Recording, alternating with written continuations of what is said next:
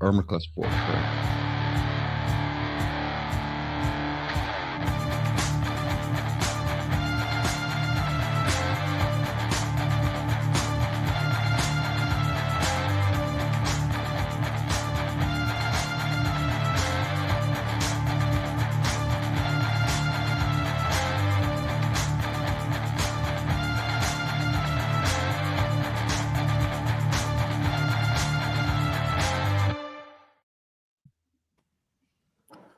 Or welcome to MG AD&D. This is the best convention style one of the best AD&D convention style games, the Ghost Tower of Inverness. And without further ado, I'm kicking this over to the Rational DM, Mr. Raul Tomasi. Take it away. Are there any other tournament style gaming streams? Because I am unaware of them. I don't think so. But as far as the tournament style game, it's one of the better ones.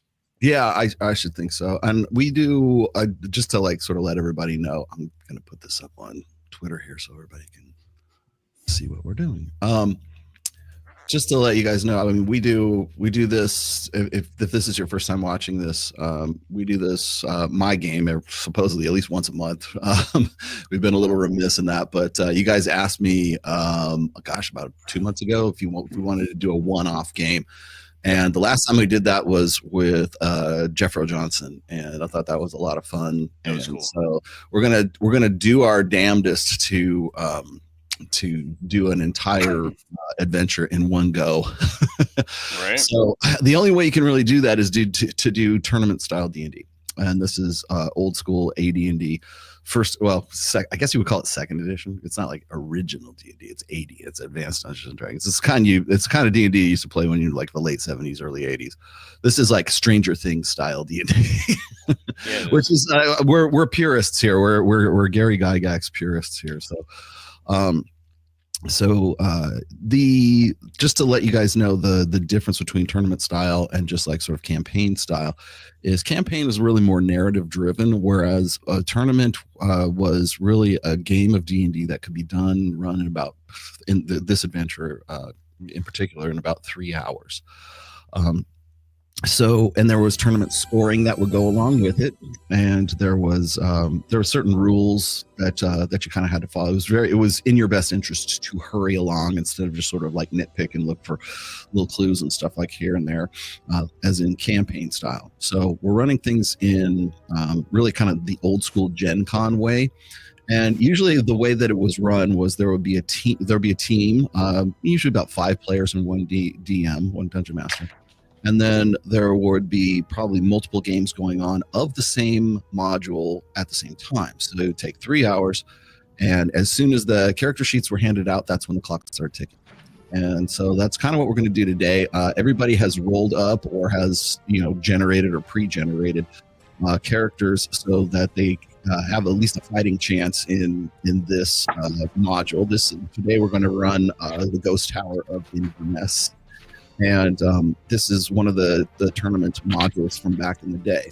So this is meant for characters between the levels of 5 and 7. Now that can change a little bit if you have more people playing. So if you have fewer people playing, it's in your best interest that you're more towards the 7 to 8 to 9th level. Whereas if you have as many as we have today, it's anywhere between 5 to 7. So that's how we're going to run this. The way I run my games is I use Photoshop as sort of like a map, so everybody can sort of see where everybody is. If you've seen my other adventures, excuse me, I usually use sort of fog of war type stuff on there so you guys can see it. I'm trying to make it somewhere between a video game and a role playing game. And so everybody I've got your spell pulls, Drew. I sent you your character sheet on our Twitter thing, so you should be good to go. I have copies of all of your characters. I asked everybody to also pre-gen a secondary character because the odds are that you might die in this one. So this isn't therapy D&D. This is gaming D&D. So you may die. Yeah. So if you hopefully you won't be traumatized if one of your characters passes away, because that's the ball and weep. That's how it used to work. You're not writing an alternative persona for yourself. we're actually playing the game. So we're going to roll some dice. We're going to have a good time doing it. I kind of decided against handing out just freebies as far as magic items are concerned, simply because there's already some of you already have them. If you got a pre-gen, you've already got some. And it's on you. I just wanted to point this out. It's on you guys to log what you loot. So if you suddenly find bracers of defense, or you find a wand of fire, or whatever it is, that's on you. And you guys don't remember it to use it. You got to remember to use it. So everything in this game this is a one-off game, so it behooves you to use it in game and not try to just hang on to it, because you're not going to need it later. Just to point that out. The other thing is speed and time is of the essence. So if we've got about 4 hours to do what we're going to do here, which should be plenty of time for this module. So what I'm going to do is I'm just going to run the tournament scenarios as we move along. So the exploration side of things will go very, very quickly, so that I can get you from encounter to encounter. And then we're running this in really two different sections. There's the first half and the second half, and you guys will figure out when the second half is. There is a good balance between puzzle solving and just straight up combat. Not to say that there's a lot of heavy combat in this, but there's also some puzzles to solve and some clues. Traps and tricks and stuff like that are there, but they're not as deadly or not as preeminent as a lot of other modules. Just to give you a quick hint. And then the last thing that, as I said before, death comes quick. So be prepared for that. So I'm gonna move us on. I'm gonna read the background for you guys here, just so we can get into the game. So I'm going to give you the history of the Ghost Tower of Inverness here really quickly. Now, know you that in the elder days before the invoked devastation and the reign of colorless fire, when the ancient peaks of Arboralls still thrust skyward, sharp and majestic, in the Flan tribesmen were but newcomers to the land, there existed between the bright desert and the mouth of the river Selentan a great fortress called Inverness. The walls of this castle were said to be proof against enemies of all things magical and natural. Know you also that here was said to dwell the great wizard Caraptus. At the height of his power, the glory and all that he did in the castle of Inverness, from the very foundation of the rock upon which it rested. Most grand and terrible of all Caraptus' work was the keep's great inner tower. For it was there that the wizard most prized possession, an eldritch jewel known as the Soul Gem, was said to rest. Legend says that it was a great white diamond, and that it glowed with the brilliance of the sun. In years long past, it had been fallen from the sky and landed in the foothills of Arboralls, where Caraptus discovered it as it lay in the fires of its glory. Through the magics most arcane and knowledge forbidden to mortal men, he did bend the power of this gem to shape the stone to his will. Stories say that the light of the gem dragged the souls of men screaming from their mortal flesh and trapped them within its many facets. Caraptus, it was said, harnessed the power and used it against those who opposed his will. They also say that those who controlled the gem could call forth the stolen souls of men and make them do his bidding. For the stone, Caraptus raised up the great central tower and filled his castle with many horrible creatures and deadly traps. And using a great incantation, he did wrest the tower from the very fabric of time and set it apart, so that those within would not be affected by the passage of years. Thus it was said that the traps never faltered, nor did his guardians age or need food. Townsfolk whispered that Caraptus would, at times, set a prisoner free in the tower merely for the sport of his beasts. Some legends tell that the power was so great that he even taught the gem to protect itself from those who would take it from him. But despite his great power, there came a time that Caraptus did leave on a journey northwest over the river Selentan and did not return. At this time, there was a great multitude of superstitious people from around the lands who laid siege to the tower and cast it down.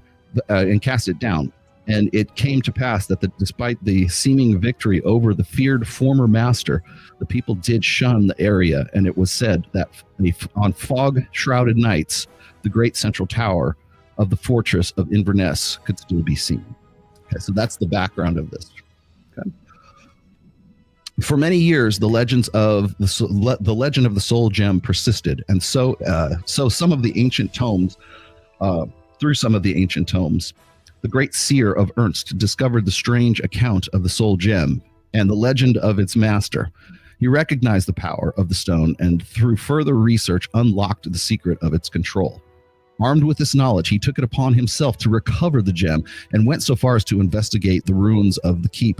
But with all of his power, he was turned back from his quest by several unfortunate encounters in the upper ruins.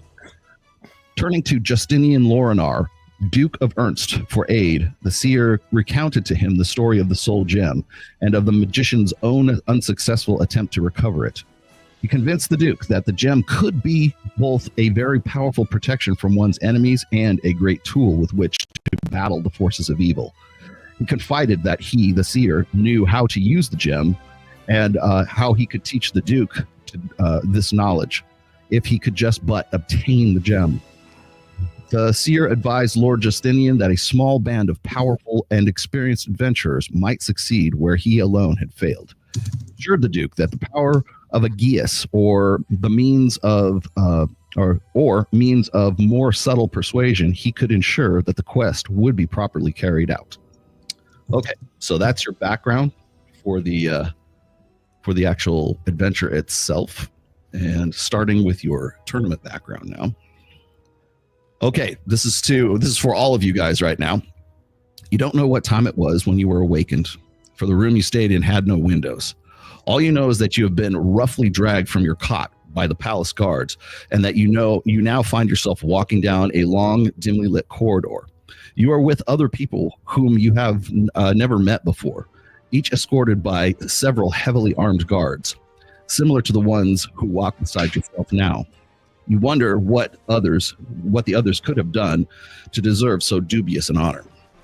In front of you, a great iron door swings open, filling the corridor with an almost blinding light. Before you stretches a huge room, ornately decorated with elaborate columns and finely detailed wall hangings. One of your group, a simply clad man, steps out onto the finely polished floor before you and into the throne room ahead of you. The rest of you follow behind him, urged forward by the spears which the guards impatiently press into your backs. Across the chamber sits Duke Justinian Lorinar of Ernst. Justinian Lorinar of Ernst. To his right, partially shrouded in shadow, stands his advisor, the mysterious magician known only as the Seer. At a motion, your party is urged forward to stand before the ducal throne. A smile creeps across the Duke's face as he speaks to your small band. He seemingly is strangely pleased with the turn of events. I imagine why you are here. You're wondering why you're here, why you have been brought to appear before me today. His eyes sweep approvingly over the figures in your group. None of you betray any apprehension about what is to come. Most of you, he continues, have been convicted of crimes for which you should spend the greater part of your lives in my dungeons.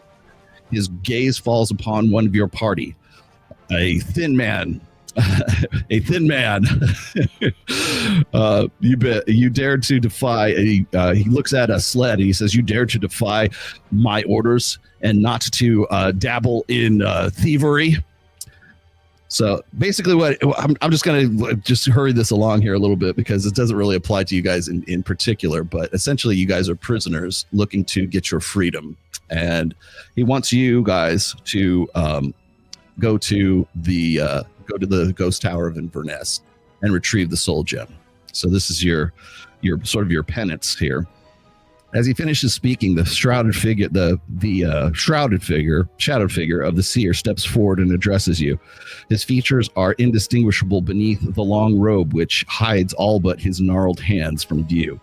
It is fortunate for you that the Duke is both wise and merciful. His words almost music-like, but have a strangely malevolent undertone. He is willing to make you this most generous offer. You shall be granted amnesty. You shall be freed from your bonds of service if you can perform but one small task. Yes, the Duke interrupts.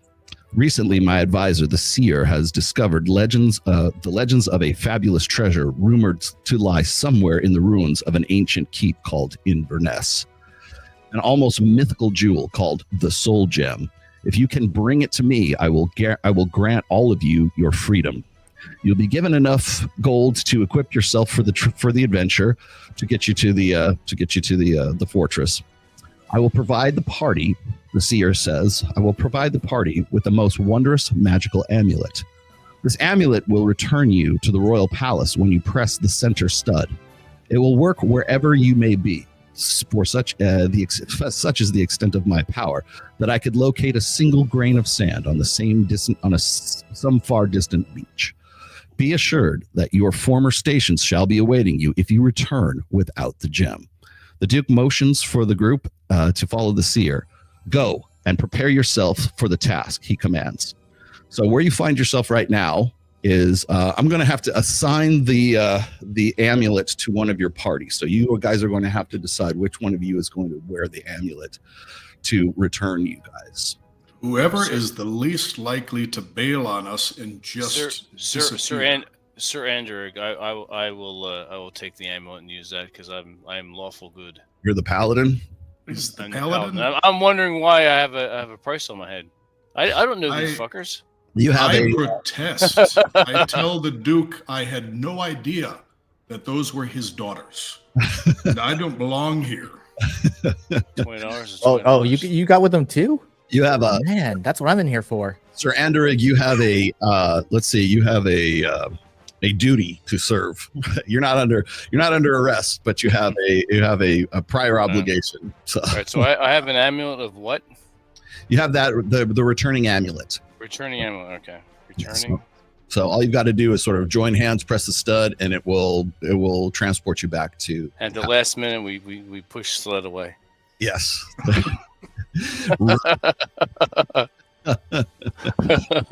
So and we give him 20 gold pieces. So after after about a week's travel, you managed to get to the ghost tower of Inverness, and I have actually a cool picture. Real quick. Yeah, I got a nice Errol Otis picture of it. See if I can put this on here. And real fast, anyone who is watching on Twitter, in fact, there are 137 of you. I thank you for that, but in about half an hour, I'm cutting the Twitter stream, and you're going to have to move over to YouTube. So bear in mind, that's where you need to go. And subscribe if you haven't. That's all I'm going to say. There you are. Let me set a timer. Is this the road that we are approaching the Tower of Inverness along, or have we already passed this road? No, this is the view as you get up to the front of Inverness. And then I'll pull that, and then let me give you one more. Wow. I feel extremely exposed. Yeah, remember it's ruins. There's nothing around you except for wild animals and forest. All right. Now, this is the layout of the actual fortress itself. Sled has taken it upon himself to sort of scout out the area, and at different areas in the or at different levels in the walls, as you can see there on the sides there is points of entry that are sort of like crumbled down parts of the wall. In the center of the fortress here is really the ruins and the rubble of what used to be the tower that was in the center of the so the rubble you see there in the center of that is really the remains and what's left of the actual fortress itself. Okay. So you have no problem getting into the ruins itself. As you are getting there, it's approaching nightfall. It's sort of the late afternoon, early evening time, and that's about it. So this is pretty much what you see. There are four points of entry into it, as you can see there. Through each one of those look like parapets, or they're basically towers that mark off the four cardinal points of the or the fortress itself. So as you are here, you're basically in front of this. So you're sort of poking around the ruins, looking around for a point of entry, and wondering, what happened to the tower. There's no tower to go into right now because it's been torn down. So, but you are aware of the legends of the tower, that it was removed from time and space. So you're kind of confused as to what is really going on here. But I'm just going to leave it up to you guys at this point, which areas you want to explore. I kind of want to explore the, if that's true north, the northwest tower. Okay, so the upper left hand, left, upper left. Okay. Is anybody else in agreement with that? I think we should be very cautious about our approach. We don't know what might have taken up residence in here. Bandits, monsters, other wizards. Very possible. I'm surrendering is he's not taking point, but he'll follow along with Sled. How thoroughly did Sled scout this? Are we outside? Yeah, you are. Yeah, this is all outside. Yes. So I've got tracking 90% outdoors, so I'm wondering if I could track to see if there's been anybody out there. Roll me a d20.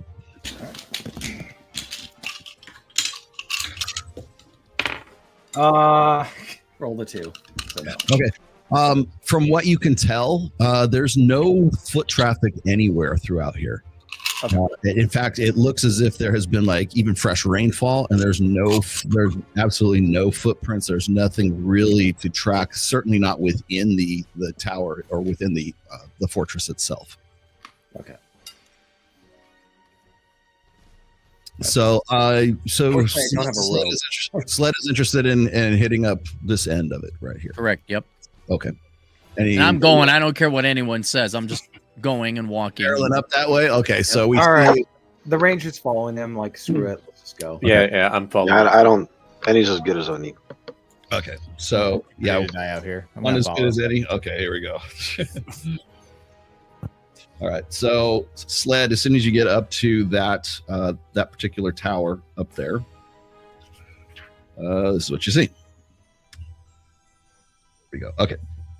What you see is once you get inside, in fact, let me just throw, all of these are pretty much the same. So let's put this up in here.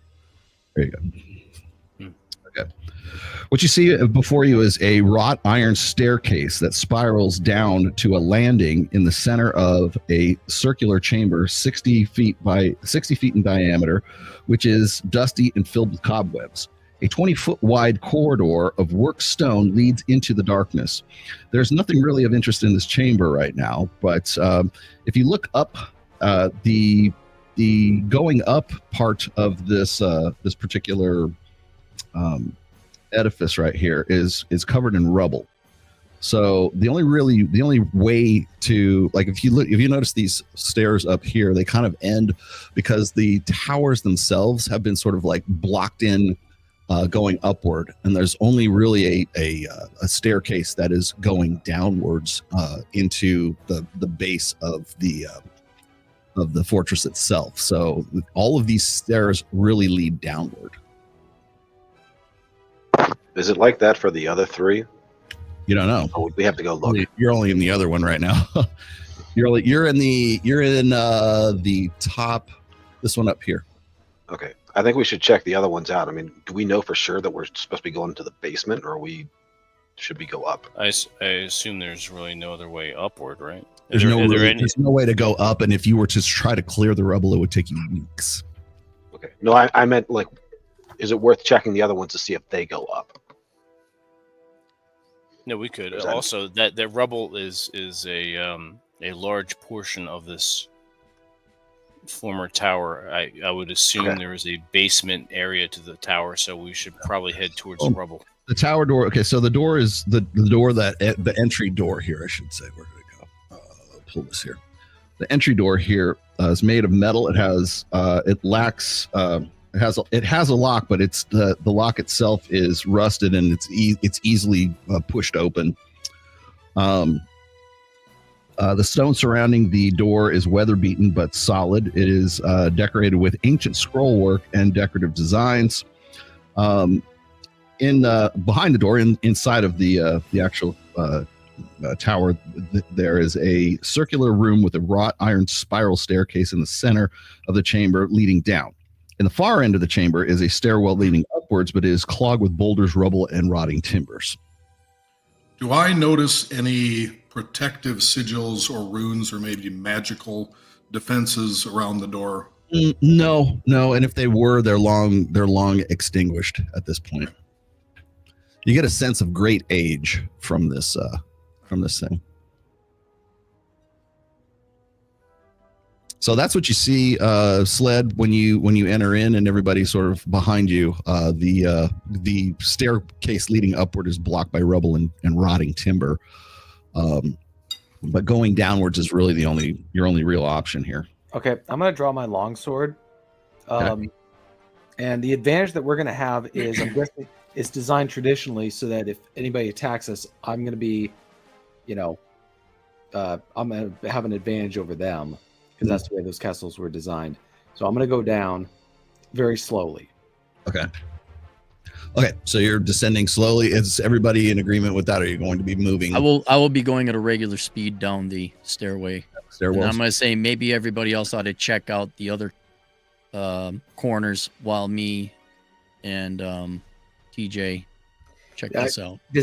I turn to Sled and say, "Hey, do you got a torch?" Yes, actually I do. Okay, good, because we're gonna need it. I presume I will light the torch. It is pitch black down below you, so you will need a light. You will need light sources. Yeah, light a torch. Okay. Are we all human? Yeah, pretty much everybody in the party is human. Okay. Yep. Yeah, nobody has infravision, which I thought was really interesting. No night goggles. Yes, exactly. Yeah. All right. So What do we see? Okay, so you get down to the bottom. It descends about, like I said, the wrought iron staircase spirals down to a landing in the center of a circular chamber of about 60 feet across. It's 60 feet in diameter, which is dusty, filled with cobwebs. A 20-foot corridor of worked stone leads into the darkness. So we'll show you. Which direction does it lead? I'm going to show you here in just a moment. I'll show you. Get this going. He's going to tell. There we go. Much better. Okay, let's back it up a little bit here. So who has torches? How How many torches are there? Just one for me. I have 3. Okay, so these are Yeah, your. we all have torches, but These I are your think only tokens. sleds are lit. Yeah. Okay. So I've got your tokens here. This is Caraway the cleric, Haru the samurai. Tales of the Samurai. The samurai. Sled is right here looking. You know what's funny is this. I found like the perfect. That's definitely Aaron. It's a handsome avatar. That's a real good looking avatar. Mad. Yes. You wouldn't say so in Drew's game. Yeah. So I've got Torvald here. I've got Andorig here. This is our paladin. Fanstern. This is that's you, Drew. Anyways, I know it says Dread Delgath, but I renamed him. Andorig, which was a Fanstern? That's you. I'm Sir Andorig, the paladin. Yeah. Okay. So this is all you guys. This is the wrought iron staircase right here, and let me give you guys a little bit more light here. Ah.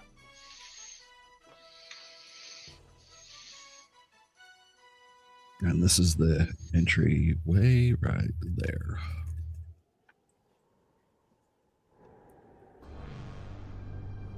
Oh boy. Okay, so this is where you guys are at. And this leads off into the darkness. I attack the darkness. Take the darkness. If I can get it there. I cast magic missile. Go ahead. I go down the corridor. Okay. Where the Cheetos? Okay. I'm assuming we're all gonna follow Sled And me. Push this down a little bit. and Torvald. And just so I know, Rolo, that's going back toward the center of the Yes. campus. Yeah. Okay, so we're slowly making our way. Your orientation is pretty dead on here. And this is a very wide corridor, so lots of room in here. Wide enough for All right. TJ's girlfriend? Wide enough for Oh, TJ's wow. girlfriend. Yeah, if she's carrying you. It's an elephant. Good. So Oh shit. okay. There's a door here, but Sled easily jimmies the lock and pushes on through. I'm gonna push us down here. Rolo, real Yeah. fast.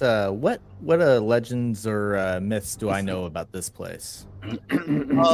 It's pretty much what everybody else does. It's not something that's been sort of in your repertoire. You're aware of the area.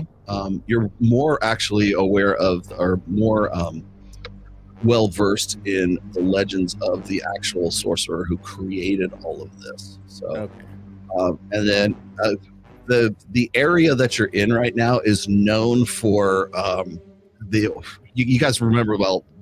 All of my adventures take place in Greyhawk, right? And the way I run Greyhawk is in sort of a post-apocalyptic Greyhawk. So there's like the world that was and the world that is. So you're kind of like in a post Dark Age medieval, like Mad Max kind of fantasy setting right now. Magic is very distrusted, and the reason it's distrusted is because of guys just like Raptus who have these have dungeons and do things like this for their own entertainment. And so that's one of the reasons why magic is outlawed and banned in a lot of the local areas. So you're more aware of the types of like old school, old world magic users than you are about this place itself. Okay. So I'm going to move you guys down a little bit further here. And just so you guys get an idea where you're at, because I know there is a room to this side here, but it is entirely empty. Nothing to really see here. Did anyone bring a 10-foot pole? Foot pole.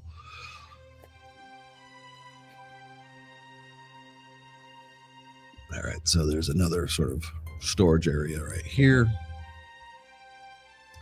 Not much else to see as we move along.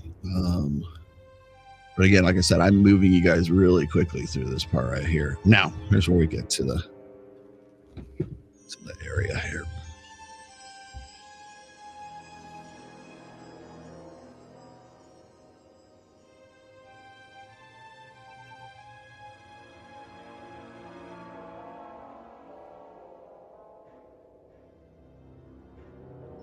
I'm assuming as we're going through this that Sled and whoever's up front is looking for traps, looking for tracks.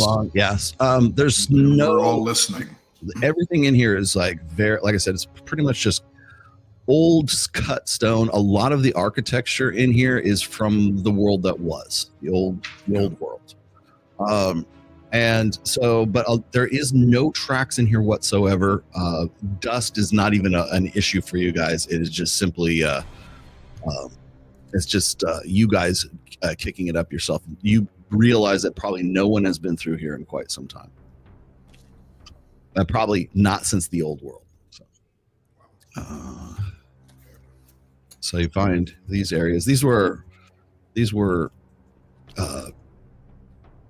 stocked with monsters at some point, or traps of some sorts, but long since gone. So the only other way you guys can go is this way.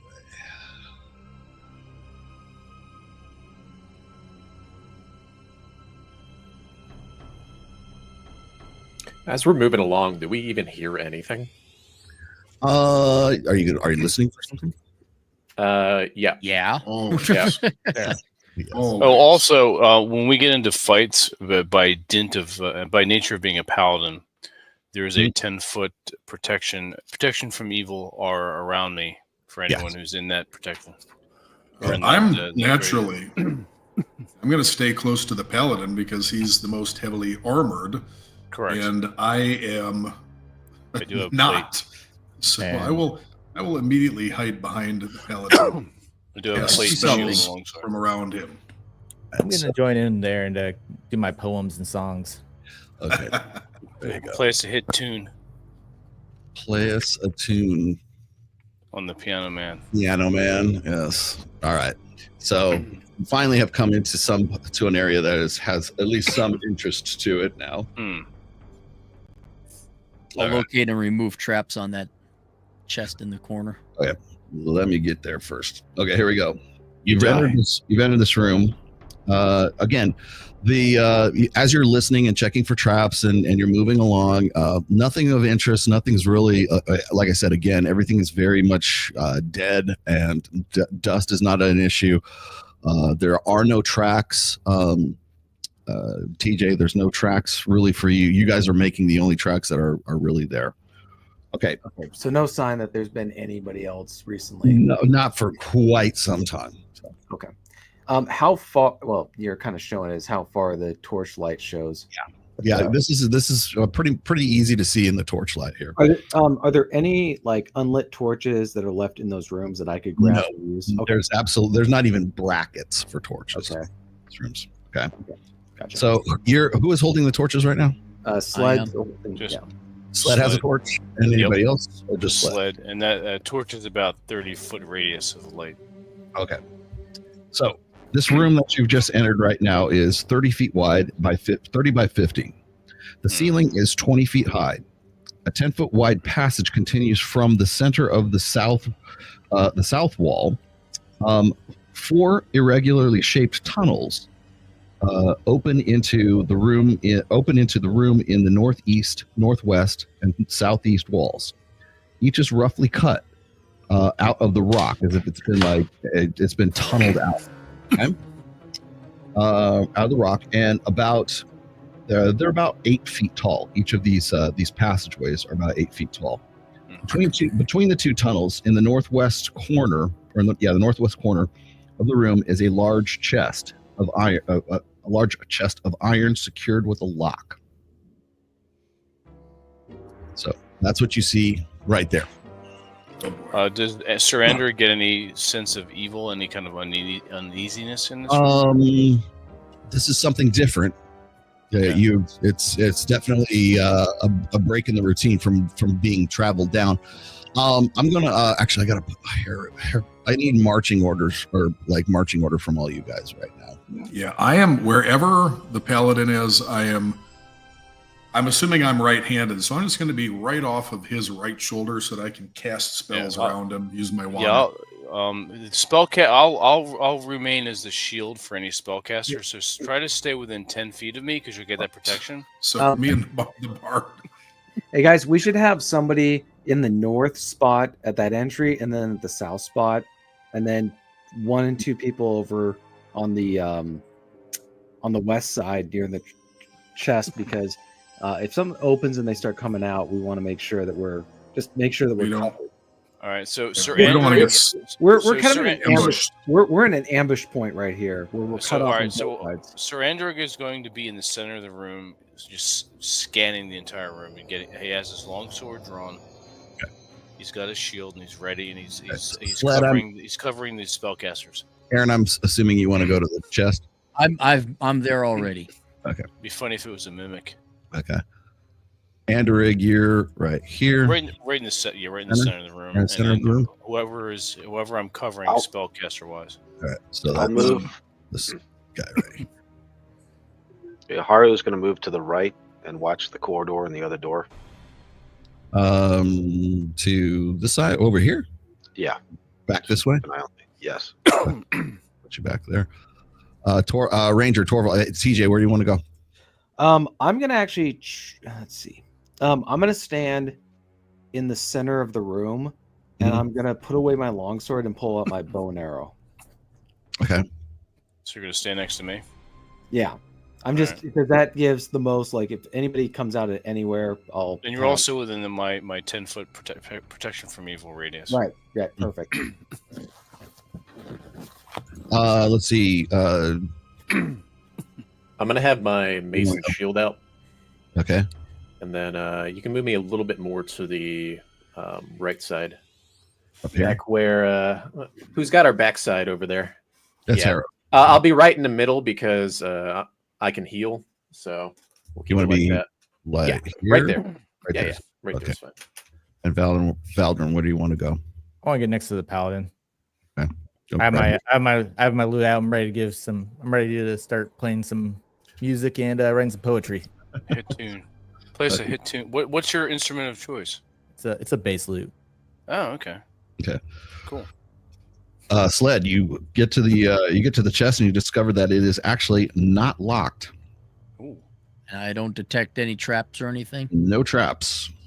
Okay, I'll open it up. Okay, so you pop it open, and inside again, you're going as quick as you can here. You look inside. There is a good amount of gold pieces. You can't really tell. The thing's basically full of it, and there's also a lot of silver pieces in it as well.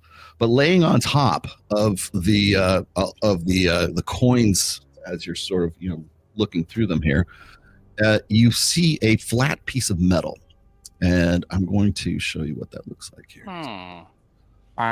And the flat piece of metal looks like. Let's see, I have to go away from this for a second. Do I have to do that? Maybe it. I can do an image file. Okay, here we go. It looks like this. If you guys can see that. TJ's got one of those. Yeah, it looks like it's a flat piece of metal with a round, like a circular end on it, and then there is it has like sort of like a crescent shape on the opposite end. But it is a piece of polished metal. It is polished to an almost like mirrored finish. Okay, I'll take it. And I will load up on, I guess, 200 ounces of gold, pieces of gold. Okay. Is there 200 pieces of gold to take? There's easily, with more to spare. Yes. Darn it. Okay. Well, I will begrudgingly tell all the guys, hey, fill up on your gold if you want over here. All right, I'll go over there immediately and grab some gold. Surrender does not need gold. Yes, his armor. I'll take a few handfuls. How much do we each get? Where are you? 20? That's you. So that's to come up here. Who else is going over? I need the gold. I do have a pouch, a large belt pouch to put this in. So, Orvald, what do you want to do? TJ. Oh, I said I immediately went over the chest and tried to grab as much gold as I could. Okay. Greedy sons of bitches. Andrew, what are you doing? I'm remaining vigilant and watching. Okay, Valdrin. As much as I can. Valdrin. Is that me? I need some. I need some coin to toss to some witchers. This is you. This is you, Drew. And turn. Okay, so yeah, I will just grab. So what do I get? 20 gold piece. Whatever you want. Do. Yeah. I'll grab as much as will fit in a large belt pouch and leave a little bit of space there. Okay. 50? Can I fit 50 in there? This way, the sled can loot it off your dead body later. Okay, as you are grabbing money out of the box there, you hear a rumbling sound from the southwest. It sounds like huge quantities of earth are falling into the room. Perhaps it's a cave-in. What? Oh, Let's shit. run back. The south? It's coming Towards from me? the south. It's coming from the south. So I see this and I feel it, right? Yeah, southwest. The southwest one. Right? All right. I'm gonna. Shit. Does it look like the Earth is advancing into the room? As you're looking that direction, you see an Umberhulk Already? Oh, son of a bitch! busts out. So I need you, Valdran, Torvald, Sled, and Fanstern to all take I need you to roll a saving throw versus what is it, paralysis. Oh, shit. What? Sorry, I need you guys to make a saving throw. Everybody's got to make a saving throw versus spells right now. So you have to get that. You have to get higher. You have to get the number or higher than is listed. So what? That you gave us? Yeah. I did whatever your Roll, Drew. if your spells I rolled a 7. My saving throw is 12. Okay, go ahead. Sled, roll me a saving throw versus spells. I failed 3. 3. Okay, Torvald versus spells. 14. What's your save? Well, actually, I could just go look. My saving throw is 16. 16. Okay, so nope. Anderig. My spell is 14. I rolled a 17. Okay, you're on. You lucky bastard. Valdran, what'd you get? I rolled a 14 and mine's a 12. Here's a 12. Okay, you're good too. So Paladin and you guys are okay. You guys up here are confused. Caraway, you haven't seen it yet, and Harrow, you haven't seen it yet, so you don't have to roll. Do they hear it? Yeah, well, they hear it. They hear something's commotion going on right now. Let's see. What's the? Did you need my roll or no? Or am I too far away? It's okay. I got to do a roll for you guys right now. I'm gonna roll for Torvald. Torvald, you are confused, but you're attacking. You are moving to attack the Umber Hulk. Okay. But you are confused. I'll tell you how long. What am I attacking him with? A bow and arrow? Or? Yeah, well, you can shoot if you'd like. Do you want to? Well, actually, I can't let you shoot. You've actually got to make a melee attack on it. Okay. Initiative now, or? Not yet. Sled, you wander away. Okay. Away. Typical. Yeah. Sled wanders over this way. That's not good. He's touching himself and pulling pants. Fanstern is, you stand confused, so you're unable to attack this round, and I'll tell you how many rounds you are unable to attack. So this round you just basically stay there kind of like stunned. You don't know what's going on. Torvald is moving to attack. Now we're going to roll we'll roll for initiative. So go ahead, Vince, you can roll. For initiative? Yeah. What I forget what die just roll a d20. I'm gonna do it individually. Okay. Because I already know what TJ's got to do. So I only rolled a 3. Okay. And Valdran, go ahead. Okay. Yeah, I'll be 9. attacking with 9. Okay. my longsword. All right. Umber Hulk rolled a 12, so he's going first. Bastard. Yeah. And shit. so Umber Hulk is going to move in this way. Let me get the battle music going here. Hang on. Yeah, there you go. Yep.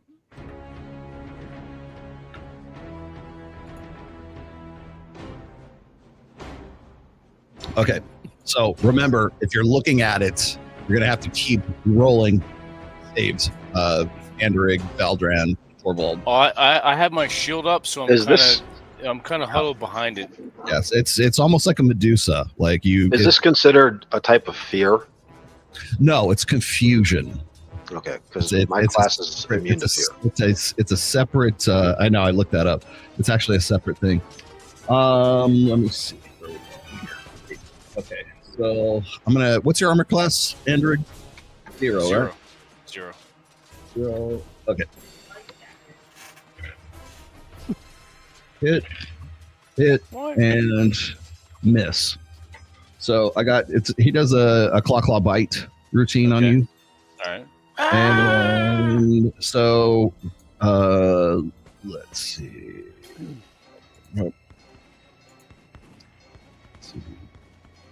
Oh boy. Okay.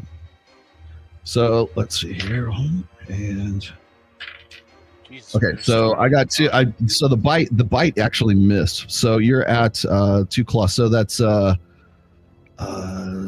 7 and 7. So 14 points of damage from that.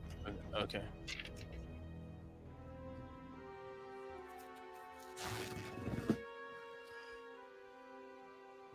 I'm down to 38 from 52. Okay. So next in line is actually you. So, or actually, I shouldn't say that. Valdran, you're next up. Actually, you rolled a 9. All right, I'm gonna do the bardic poetry ability. Okay. So takes 2 rounds, and it'll give a +1 bonus and +10 probability dice. Okay. Right, just a quick pause. Everyone who's on Twitter, head over to the YouTube, or you're not going to be able to find out what happens with the Umber Hulk. So everyone on Twitter, see ya. Okay. So Valdran, that's going to take 2 rounds to do. Yeah. So it's gonna you might want to back away. As I'm back in. Yeah. Just a friendly Friendly piece of advice. Okay, TJ, you actually can attack the Umber Hulks, but you're going to have to do so with a hand weapon. So what do you want to do? Longsword. Okay. Go ahead and make your attack with a d20. All right. I rolled a 9. Okay, that's going to miss. Okay. I'll give you because you can do 2, and then you can do 2 and 1. So I'll give you the first 2. So go ahead and roll again. 14. 14. What level are you? 6? I think so. Yeah. We're all 6, yeah, except for the magic user. If there's a magic user, you said there's 7. 5. I'm level 5. You shouldn't be level 5. Why are you level 5? I got a pre-gen. It's Right, level 5. Okay. That's barely enough to hit it. So you can roll a d8. D8. Okay. And add 2 to it. Okay. So I rolled a 6. So plus 2 is 8. Okay. Okay. So you did some damage to it Nice. with that, even though you're confused and you don't know what you're doing. Okay. Sled has wandered off. Caraway, you can now you hear some commotion going on in the next room. There's definitely combat taking place right now. You're not really sure what's going on. Harrow, you hear the same thing. So Caraway, you're closer. What do you want to do? I'm obviously going to go into the room. Okay. So you move into the room, and you can see that Fanstern is confused. Torvald is kind of like foaming at the mouth, trying to kill this thing. Sled is wandering off aimlessly right now. And Valderan is going into some bardic poetry to give you guys a combat advantage. So you see this right here. What do you want to do? Do I notice anybody's hurt, right? Well, Andoric took 2 claws. You could tell he's definitely been damaged. I'm down by 14 points. Yeah. Okay. I'm gonna run up and try to heal him. Okay. And what spell do you want to use on him? It's Cure Light Wounds. Cure Light Wounds. Okay. Yep. It goes off, and let's see. Oh, well, hot damn. You got 6 points back, Andoric. All right. Okay. Up to 44. Am I next? So Caraway knocked out the spell off of your list there. I feel much better. Thank you. Harrow, you're next. What do you want to do? You hear all this going on in there. I'm going to prepare my longbow and approach carefully. Okay. So that's going to, movement-wise, it's going to put you right up to about there. Okay. And now you kind of see what is actually transpiring in the room. So. Okay. So can I still attack this round? No, because you're moving up carefully and you're preparing a longbow at the same time. So I'm just going to say this is the end of your actions right here. However, you do notice that, and Caraway, you as well, notice that Andorig is trying to hold his shield up and avert his eyes from the Umber Hulk. Don't look at it. Okay. Noted. Thank you. Okay. So here's the next thing. So if you are averting your eyes, you're going to be fighting at a disadvantage. So just to let you guys know. Gotcha. All right. The surrender next. Right. So let's go back to... Yeah, I rolled a 3 for my initiative. No, we're just going to go in initiative. We're just going to go in order at this point. So let me roll for... Let's see, do I do it everyone or...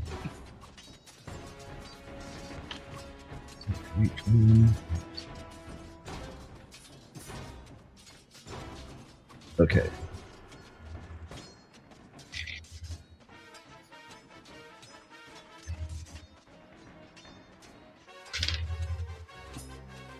Okay, Fanstern, you're still unable to attack. TJ, you are attacking the nearest creature for 1 round, and that still happens to be the Umber Hulk, so you're still going to attack there. Okay. Sled is going to attack the nearest creature. So the nearest creature is going to be Caraway. So Sled is going to attack this guy right here. Unbeknownst to me, huh? I'm that confused. Yeah. You're that confused. Yes. Kind of on brand, actually. Fucking dumbass. Okay. So unless you're telling, like, I presume everybody is averting their eyes from the Umber Hulk, correct? Am I just still standing here confused about what's going on? You're still standing there confused. Yes. Okay, so Umber Hulk is going to go next, and let's see. I'm going to put.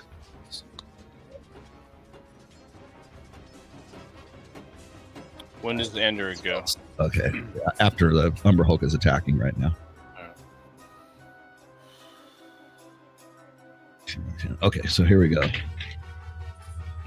And I missed.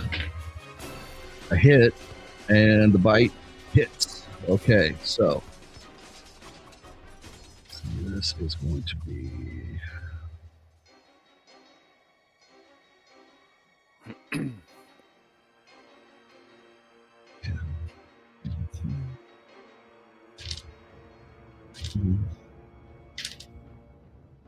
Okay, so that 7 and what's the other one?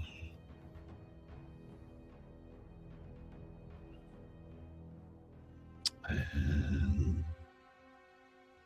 there we go. And 4. So you are, that's 11 points of damage to you, Andrig. One more time. All right. 11, 35. Okay. Now, in order, you are technically next because Valdran it's taking him 2 rounds to do what he's going to do. So he's still in the middle of his bardic poetry. You're up next. What do you want to do? Do I also take 2 longsword attacks? Yeah, you can. All right. Okay. I got a 10 and a 14. It's palette. What's your level? 6? 6, yeah. The 14 is just what you needed. So go ahead and roll me a damage for that. It's just 8 cider. Yep. And add 2. And add 2. Okay. Mm-hmm. I rolled a 3 and add 2. You have strength bonuses, don't you? They get what? You have strength bonuses? I do not. My strength is only 15. Okay. Add 2 to it. Total of 5. So Okay. I come down with my longsword, well, one-handed actually, because I have a shield in the other. Uh-huh. I'm kind of hiding. Okay. So 28 plus 2. What is it? I rolled a 3 and I got 2, so it's 5 points. 5 points off. Okay. It does a little bit of damage. Yeah. Okay. All right. Valdran, you're still doing your thing. Caraway, Sled is attack. Actually, Sled, roll a d20 and attack on what's the weapon that you have? What's your weapon? I got a 3. Which would you want me to roll to get a random weapon here? Well, just let me know what weapon you would normally use. I'd use close range. I'd use the rapier. Okay, so roll me a d20. 8. 8. For sure. Okay, so that's not enough to hit Caraway, but Caraway, Sled is trying to attack you, and he looks a little bit crazed, or he looks kind of confused, like he doesn't know what he's doing. So I'm going to give. Actually, Torvald, go ahead and roll it. You got 1 attack this time, so go ahead and roll once. TJ. Sorry. I rolled a 13. 13, not enough. Okay. I'm used to hearing the name Aldemar instead of Torvald. Sorry. I know. I'll just say. Okay, so Caraway, you're next in line. Well, what do you want to do?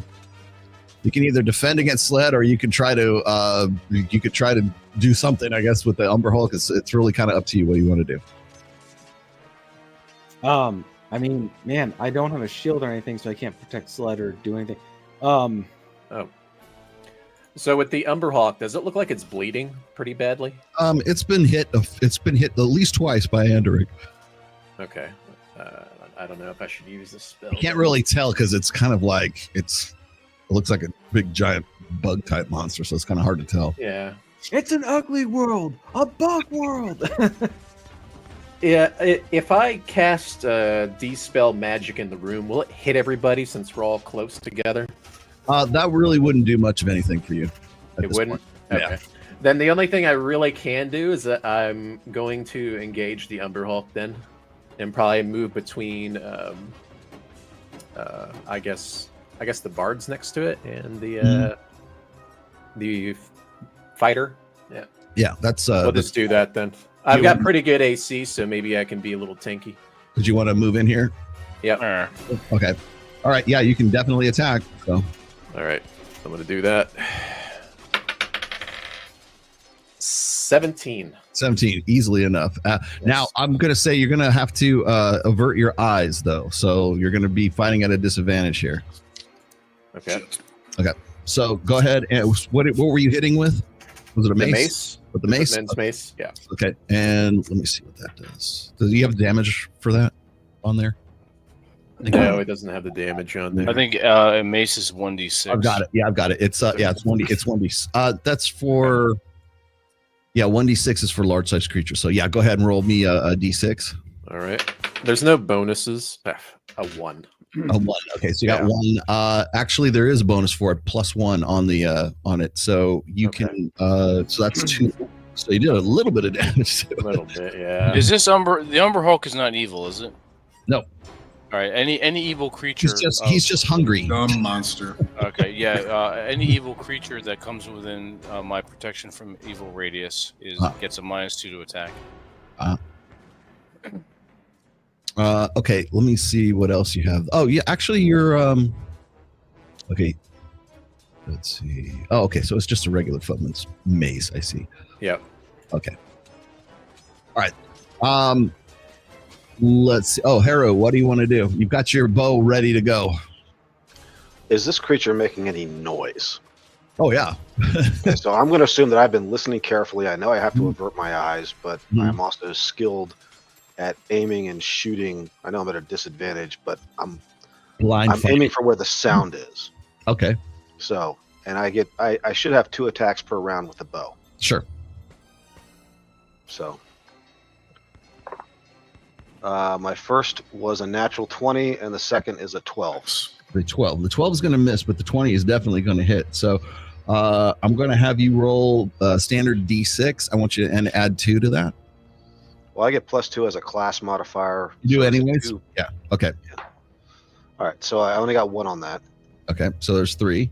And then you missed with the other. Okay. Right.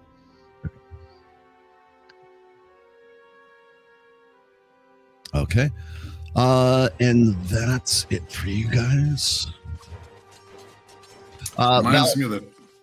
Valderan, your spell goes off, or your bardic poetry goes off. What is the effect of that? So it's additional 10% on percentage rolls and +1 on the hit rolls. On attack rolls. Okay.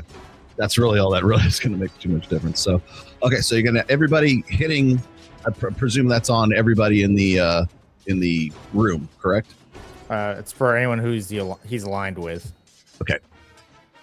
All right. So everybody is now at a +1 advantage to hit the Umber Hulk. So let's see. I got to roll for my confused characters here. Okay. So now Sled stands confused for another round, and he's unable to attack. So you're basically sitting there. Let's see. Typical. All right, Fanstern, you actually can do something now. You're moving in to attack to physically attack the Umber Hulk.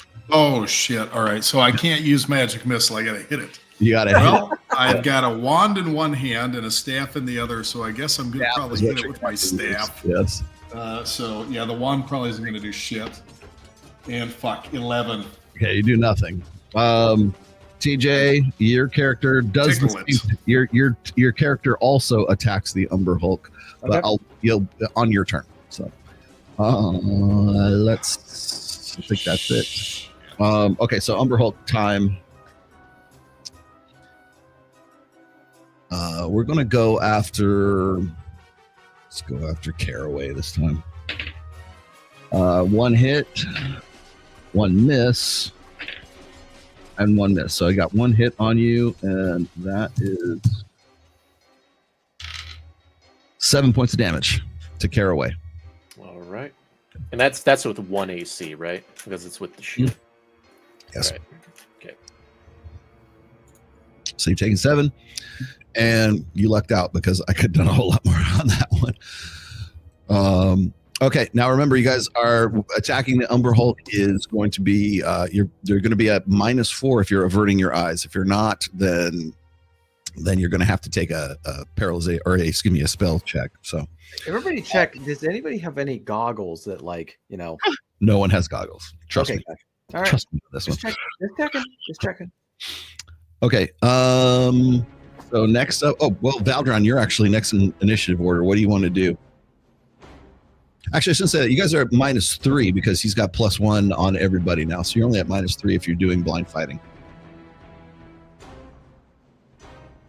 So you can either risk taking a saving throw versus spells and fight like at your normal, or you can do blind fighting at -3. Can we call it after the roll or no? No, you got to do it before. All right. Nice try. I like it. So Valdron, you're up. You're next in order. I'm gonna do the blind fighting with my longsword. Okay, so you're gonna move in. There's plenty of room, but you can always move past friendly characters too. So let's move you in here. Okay, go ahead. Take a hit. Just take a swing. So that is a 5. I ain't gonna do anything. That does nothing. Next is Sir Anderig. What are you going to do? Oh, Vince, you're up. I was busy talking on mute, so I'm going to continue blind fighting with my shield up and swinging twice with my longsword. Okay. Foul beast. My longsword, ho. That's right. I rolled a 15 and a 5. Okay, 5 does nothing. 15 probably does nothing too because you're at -3. So that was be 12. We get a +2 or that's attacking. The monsters get -2 to attack us, but only the evil ones. So yeah, so that would be a 12 to hit for me for that 15. Yeah, that's a miss. Damn it! I'm trying. Yeah. Okay, Torvald, you don't have to worry about this because you're already affected, so you can take a swing at normal attack. So go ahead and actually on this one you can take 2. Okay. Because you're 2 and 1. So go ahead. Two rolls. Yeah, 2 rolls. 14 Okay. and 13. 13. The 14 hits. So Nice. Go ahead and roll me a D8. All right.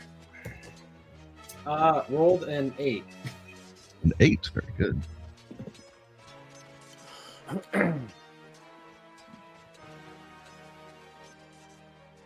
Okay.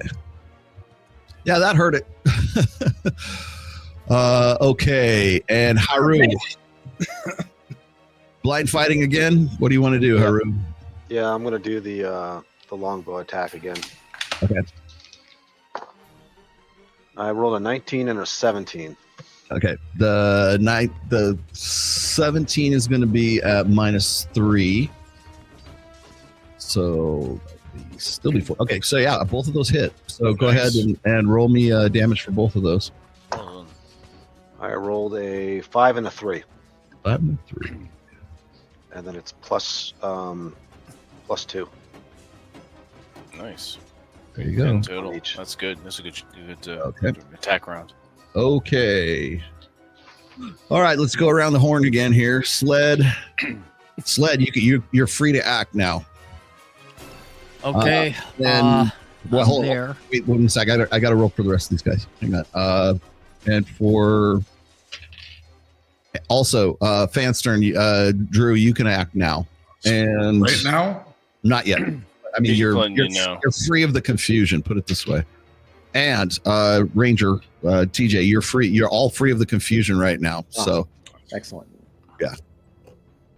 Okay. So let's. However, in initiative order, it's back to the Umber Hulk again. So hang on 1 second. I got to go on attack.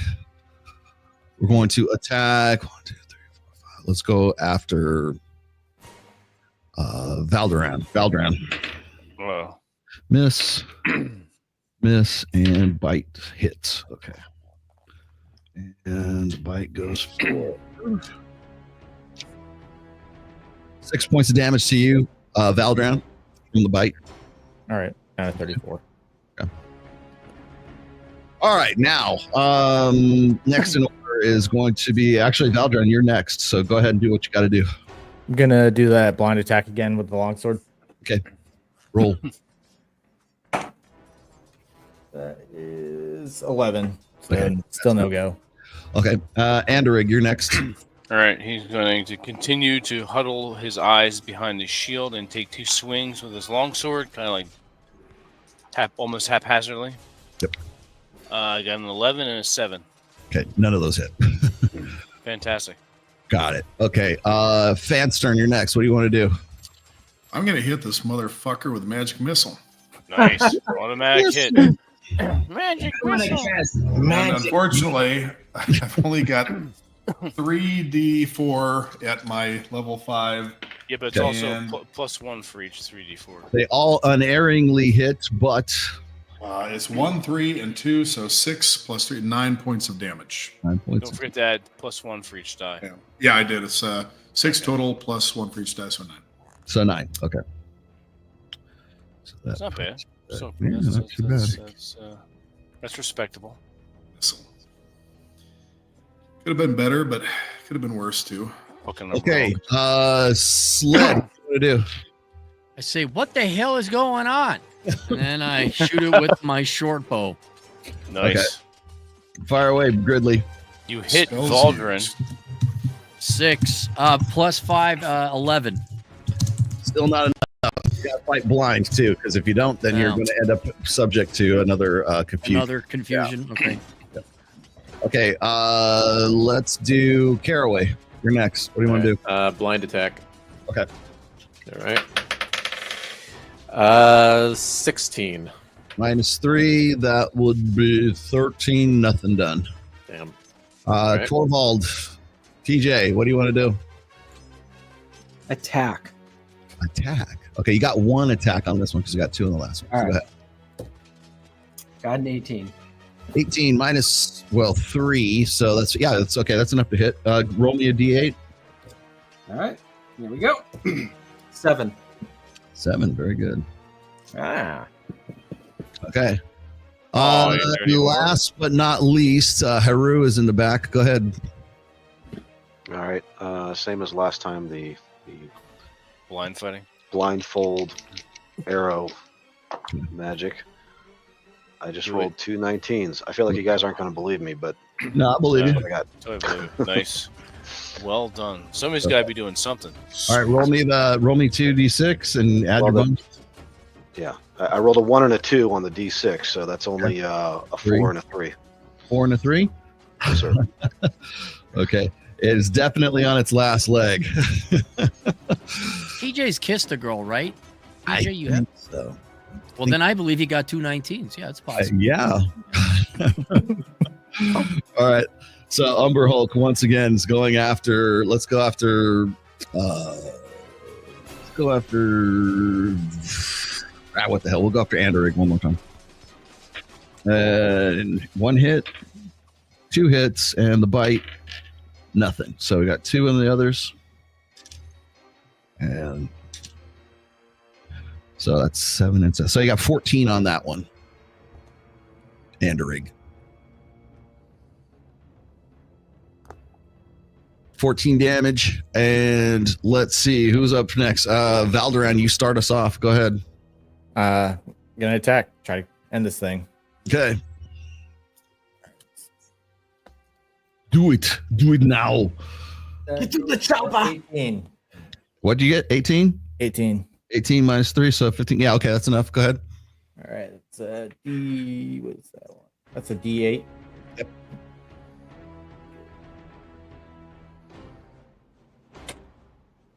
And that is a 7.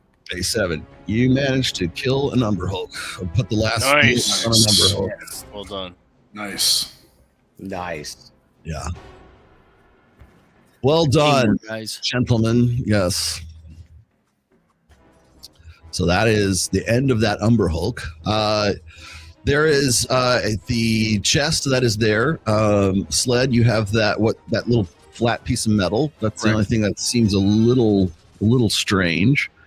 All you guys have done really is just sort of like grab handfuls of money out of the chest. So I looked to the party. I said, "There's probably more of those, as these are probably their tunnels, right?"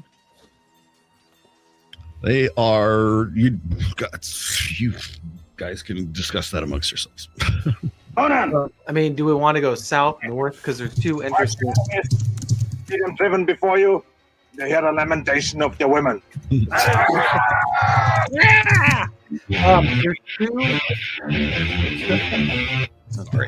There's two main doors, but there's also these weird areas right there.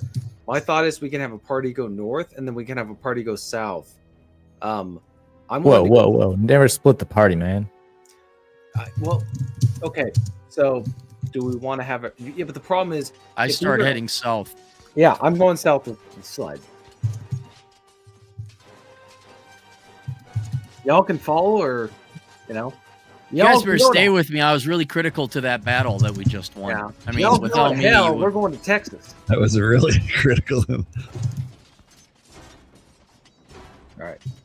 Well, Sled's got the torch, so he can lead. I'll be behind him. Who's typing? Sorry. I will. True. Are you like 12, man? Cut that shit out. I forgot. Usually I mute him, but I was getting my pizza.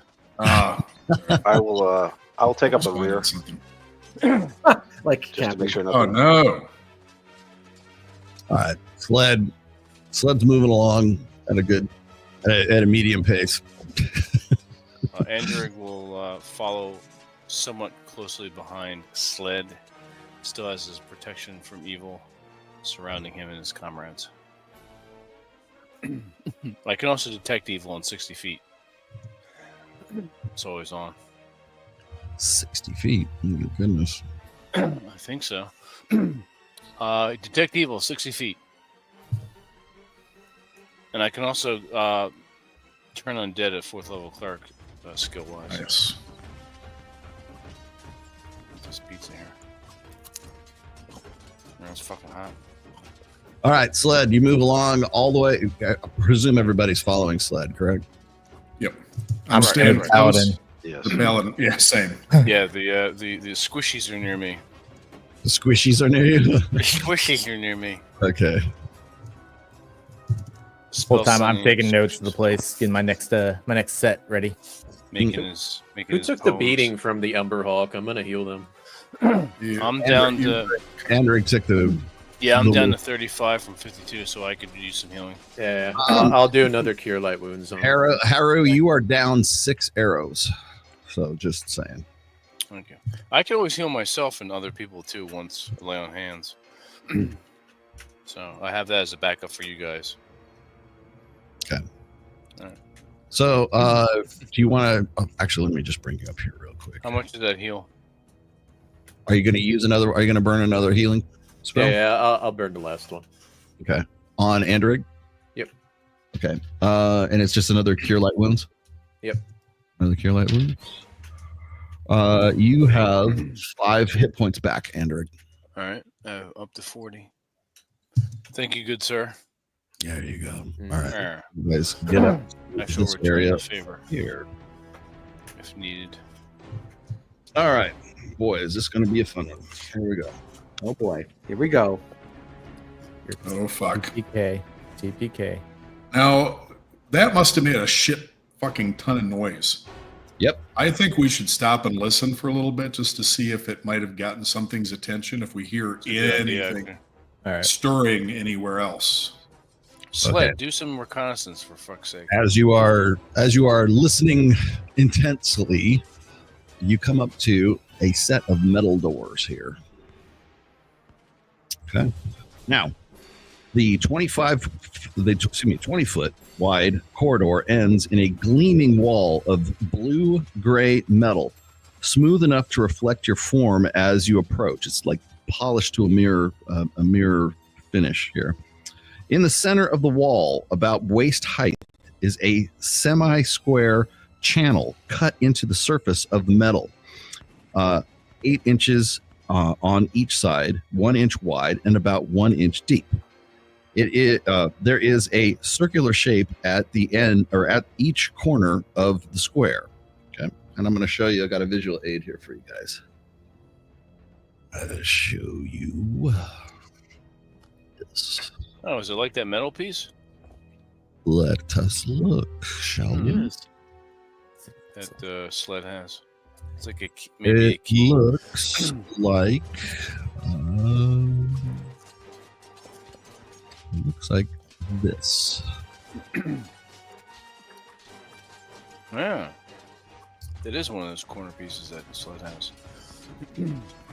So that's what you see in these doors. There is no mechanism to open the door. There is try to make some sort of purchase or try to lift it or try to work your fingers around it. There's no way in this through these doors.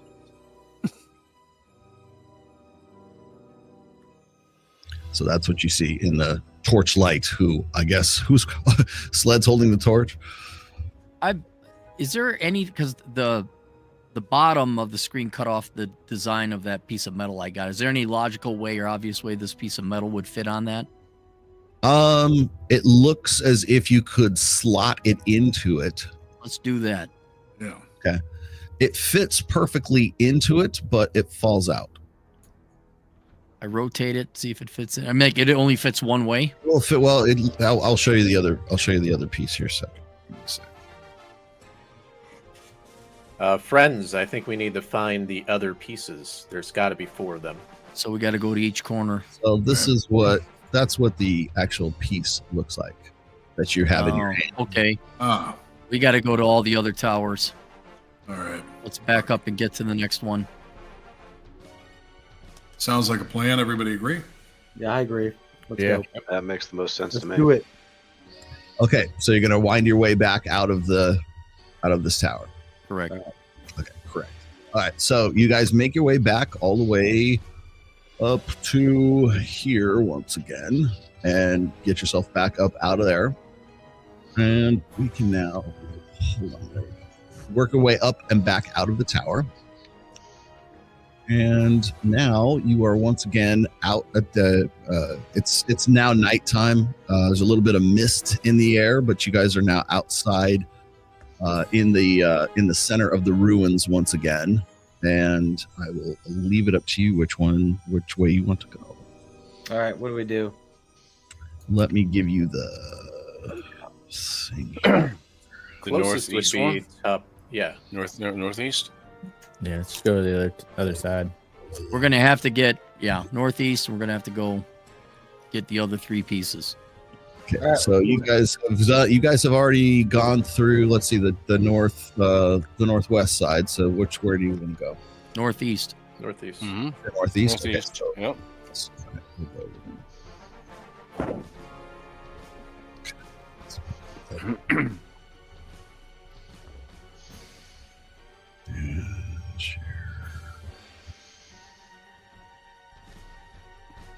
Oh, and look at that.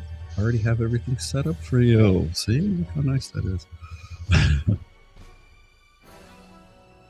Okay. So you guys make your way over to the other tower. This is the northeastern tower.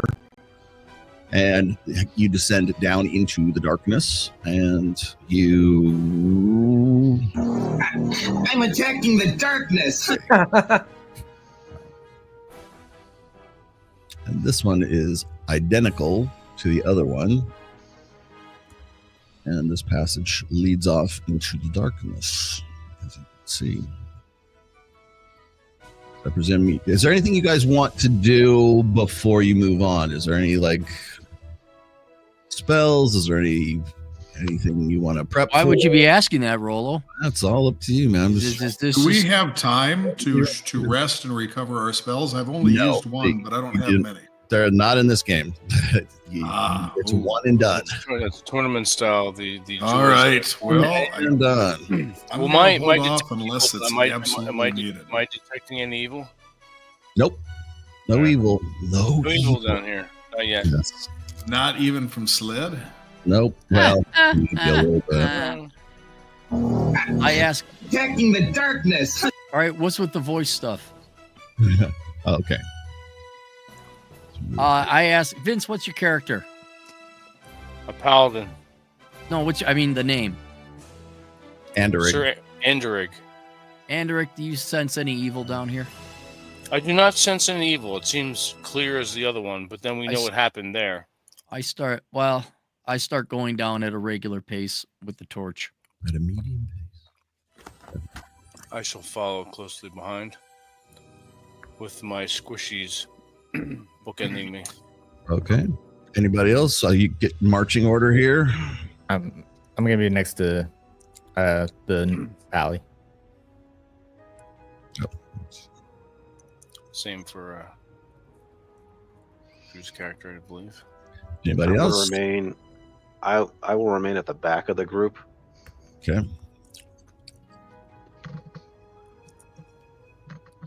Drew, where do you want to be? I'm staying right behind the paladin. Okay. Aldrown? Right next to the paladin. Everybody loves you. You're using him as a human shield. Hey, he's gonna be my next concert. Yeah. They do have the armor. Okay, that'll do. That will do. That'll do, pig.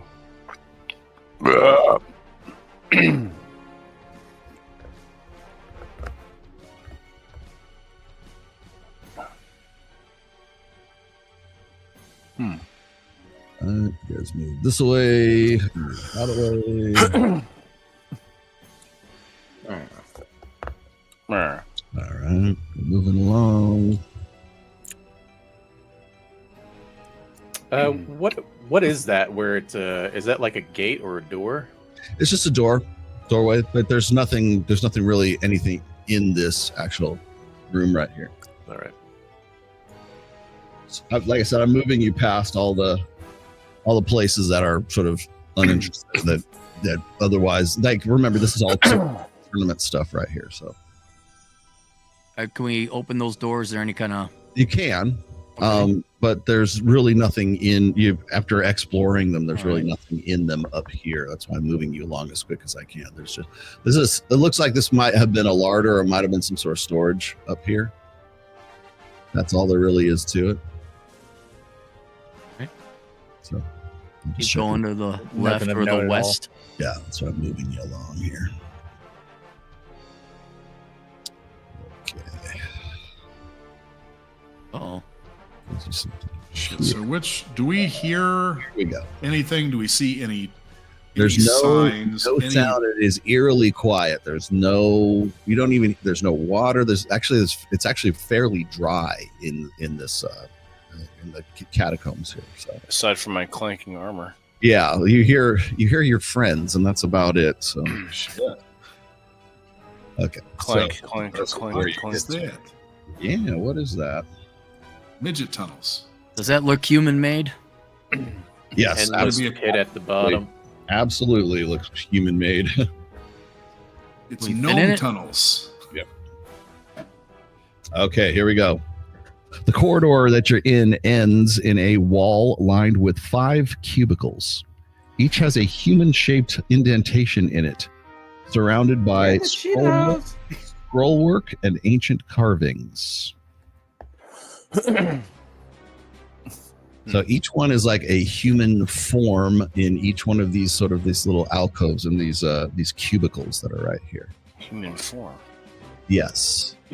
I ask the paladin to cover me, and I want to examine these forms and look for any, again, sigils, runes, any inscriptions, anything that might have indicated whether these were somehow used for sacrifices or for imprisoning people magically. This seems suspicious. All right, I have my shield up and my longsword drawn, obviously. Okay. I'm covering I'm careful not to touch them, though, but I'm looking for any signs of how people might have been contained in these. Okay. So as you get up to these things, you notice that they're like indentations, like as if you could put your back to it and it would fit perfectly in that indentation. Do I see those gaps behind them? No. Okay, all I see is the indentations. Hmm? Does there appear to be any traces of stains like blood? Nope. Or are there any holes or gaps in the wall behind the No, indentations? perfectly set into the wall are just these indentations. I go to the top one and put myself and my back into it. The top one here? Yep. Okay. The moment you do, you are instantly sucked into the back. Are those pillars on the left? Sled disappears into the darkness. Oh, shit. Good riddance. And then within less than a minute, you see the indentation comes back up again. What the fuck? What the hell is that shit? We all saw that, right? Yeah. Oh, shit. Where does gold go? What's that? Where'd he go in his gold? I listen. It's gold. I just Gold listen. with him. Are we supposed to go in the same one or different ones? I yell wherever I am right now, Rolo. Will you dumb fucks make a decision and follow me? Nobody can hear you. No. No one hears you. All right.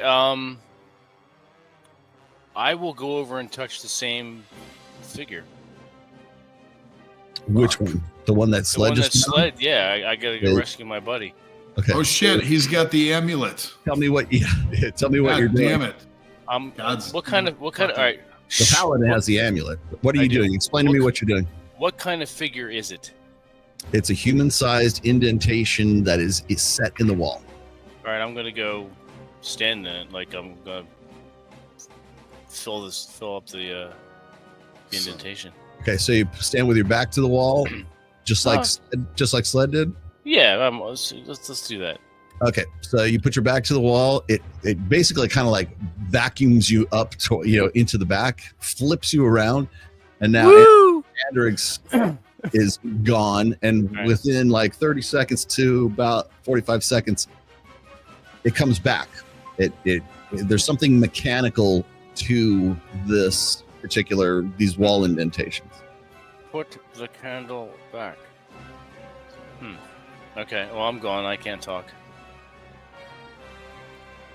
Fuck. I guess I follow him.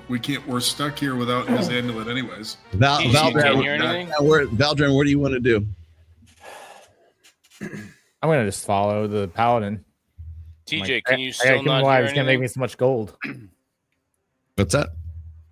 TJ says he... Hang on a second. TJ says he can't hear anything. Can't hear me? Can you hear me? You guys can hear me, right? Oh, I can hear you. Yeah. Well, Yeah. TJ... You can all hear. Maybe. Well, he says all he hears is music. I don't know what that is. Is it in StreamYard? Did he read the manual on how his headphones I'm work? playing the background music for the D&D background music. That's not that loud. No, everything's fine. I don't have a problem. Yeah, I hear you guys. It's fine. TJ, music is say pretty- something. TJ is muted. I don't know if that makes any difference for him. I'm gonna grab a drink while you guys figure it out. I'll be right back. Have him unmute. Can you unmute? I do. It says the guests choose to mute their mic themselves. No. I can unmute if I mute you. TJ. Tell him to just get him in the private chat and tell him to unmute.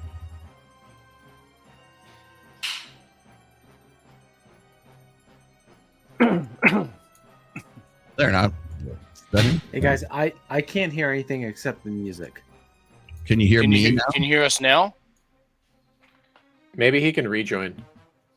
Yeah, tell him that. Yeah, tell him to I'm bug gonna out. leave and then come back and see if that'll fix it. I'm not sure what's going on. All right. Doesn't make any sense. Should we be going into the same one? That's the big question here. I don't know. I just figured I don't know anything about this, so I figured, all right, well, that's where Sled went. That's where I'm going. You guys can do obviously what you want, but yeah, it's gonna be like Indiana Jones kind of thing. Someone's gonna get spiked here. Caraway, what do you want to do? Oh shit! Don't go to the wrong one. Yeah, I think they're all the wrong one. It might take us to different areas regardless. That's the thing.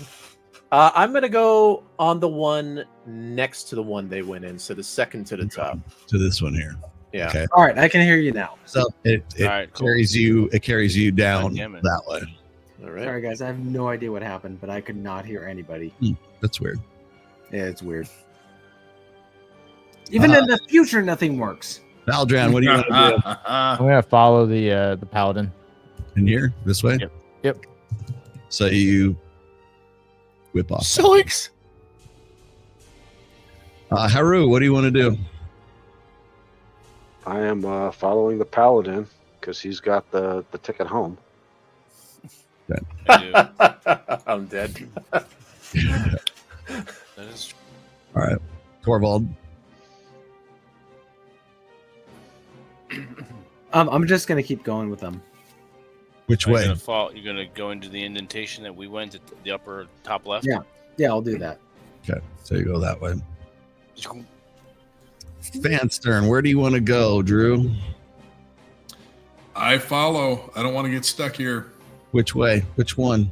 I will go to the same one that they all went through because I don't want to end up going somewhere jammed in completely a different. 5x5 room. Okay. Oh shit.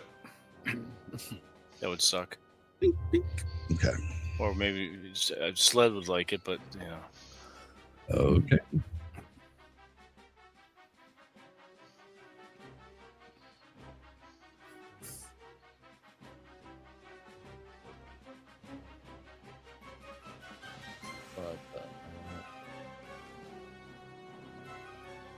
Ooh, colorful chess. What the fuck? Oh shit. I think I'll play the music called Secret Chamber.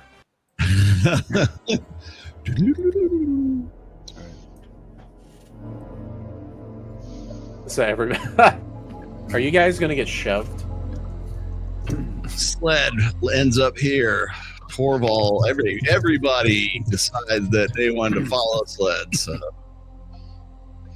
So the minute that you get there, Sled, right behind you comes Anderig.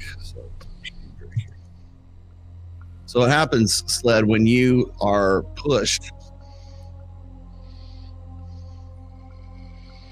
you can, let's see. Can I tell that these things are colored on the ground, or is that just for? Yes, you okay. can. I would try to jump onto the gray one, but that's all right. Okay, that's okay. So you can do that. Do you want to do that? I want to go into the diagonal gray one. Yes, I don't want to touch any of the colored ones. Okay. Shit. Is there enough room for us to step past each other on the gray ones and also avoid the colored ones? Shit. Let's see. Or after. Okay, so what that does is that then pushes Andrig this way. Unless, which way do you want to go? Do you want the blue one or you want the green one, Andrig? Give me the blue one. So you push because so Torvald's going to push that way. And then Torvald, you only have one choice really, unless you want to push Sled or you want to push Andrig over one. I'm gonna go to the green. Oh, go ahead. Do you want to go to the green? Yeah, I'll go to the green. Okay, so you're going to the green. See, Valdran was the next, so that pushes Valdran onto here, and now it becomes real interesting because Haru decided he wanted to go too. So that pushes all of y'all. So Sled, you guys notice that when Sled hits the gray square right there, the square shocks him. Dang it. Yes. Yeah. So the cubicle forces you out onto a 5x5 square that glows with a cold white light when you're on it. Mm-hmm. Other squares in this 40x40 room chamber are gray, blue, green, and yellow. In the center of the far wall is a 10-foot wide passageway. In front of the opening, straddling two squares, stands an intricately detailed statue of a handsome man, 7 feet tall, wearing a richly jeweled crown. His left hand is resting on the hilt of a longsword, and his right arm is outstretched, palm down towards the center of the east wall, as if in greeting or in warning. So the minute that you're Sled, the minute that you're pushed over onto the gray the gray square, you are shocked. Okay. And let's. This is magic. Well, clearly. Okay. Just want to make sure. And you are taking. Take it. Don't I get to roll? No. Get to roll. You were a vengeful DM. I am a vengeful DM today. Roll for being offended. I roll for being. Could you imagine woke D&D? You're offended. +2. Okay, you sustained. That'd be kind of funny, actually. You sustained 5 hit points of damage from the shock on that specific on that specific gray. Okay. And then Fanstern moves in too. So Fanstern moves up here, which is going to push. Where do you want to go, Torvald? You want to go to the gray square or the yellow square? I'm going to go to the yellow square. You push the yellow square, and you also take 5 points of damage from the shock. Okay. So you're taking 5 points of damage by moving to that square. Haru, you only have one choice that is open, and that is the green square. You take no damage from that. And let's see, you also have no other choice but to move to the gray square. You take no damage from that. Fouled around, you're next pushed. You only have one available square. You take no damage. And Fanstern, you take no damage from where you're at. Now, Caraway. It pushes you right to this gray square. You take no damage there. All right. We're all huddled up in this corner. Yeah. Yeah. So underneath each of you right now, the square has turned a bright white color. So every square that we're standing on is white. Yes. All right. Now, all the rest of them are what you see on the map right there. So which ones were the ones that shocked? Sled has taken a shock, and Torvald took a shock. The green did not shock, and the gray did not shock after being on a green. Oh, okay. Interesting. So okay, I think you have to go green, gray all the way across here. Okay. Sounds good to me. I mean. Okay, so let's move. Sled, you're up first. What do you want to do? Green, gray. Fuck. Sled. Shit. Sorry, I had a mute. Grace, review everything for me here. Gray shocks. And thus far, yes. Thus far, yellow does not. Unless you I'm on a gray now, and I didn't get shocked, but I stepped on a green first. We can move diagonally, right? Yeah. So Noble figured it out. So if you go to a green and then go to gray, you won't get shocked. So you'd have to make it to go along the south wall there, or the eastern wall to the next green, and jump to green to gray, green to gray, green to gray, and jump over 10 feet if you can. Has anyone stepped on a blue? Not yet. Not yet. We can try that. I mean, I'll take one for the team and step on a blue when it's my turn. Well, weren't you knocked on a blue one? Aren't you on a blue one right now? It seems like for the moment, it seems like that blue is not shocking me, but I am on blue. Well, it's white now. Yeah, it's white now, but it was. But it was blue. I don't know if there's some kind of switch pattern to it, but right now the blue is not shocking. I'm gonna step on the blue. You're gonna step on the blue? On the blue to myself. This one here. Yes. Right. No damage. All right. Anything happened to the tile? It turns white. White. And the tile you were on goes back to gray. Right. I think we avoid gray, guys. And do we have to move one square at a time, or are we allowed to move multiple squares here? Move however you want. Well, how many squares can I move? Because this could be forever if we all move one square at a time. Your movement would be... So your movement would be probably 5 squares. Okay, well then, since I got 4 more moves to go, I'm going to go to the green one, diagonally down to the southwest. Anything happen? Nope. It turns white underneath you. Okay. I'm going to go to the next green one diagonally to the southwest. So here? To this one? Yep. Okay. You move here and you take a shock. God damn it. Take 5 points of damage and it turns white. Holy fuck. You've taken 10 points of damage right now. Somebody making a map of this shit? I think if... So, gray, yellow, blue, green. Maybe it rinses and repeats. You can't step on the same color twice in a row. Does the green thing I was just on beforehand, does that go back to green because it was white before? It goes back to green. Okay, I got one final move, huh? Mm-hmm. I will go northwest to the blue. To here? Northwest. To this one. There you go, yes. That one? Yes. Okay. All right, you move to here and it shocks you again for another 5. So you're taking 15 points of damage right now. Okay, I'm done with my turn then. Yeah. All right, so that puts you at... It's appropriate music. I think it's between the different colors, so gray to blue didn't hurt me. All right, let's go maybe with... maybe you have to switch it up. Maybe you have to go to a yellow one. Let's go to Haru. Yep. Haru, what do you want to do? I'm going to step on that blue one right in front of me. This one? Okay. Yes. Nothing happens. It turns white underneath you, and the one you were on goes back to gray. Okay, I'm going to step on the gray one.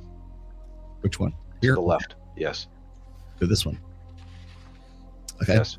Nothing happens. Damn it. This goes to white, and this goes back to blue. I'm going to step on the green one to the south. Hmm? Green to the... Yep. Okay. Nothing happens.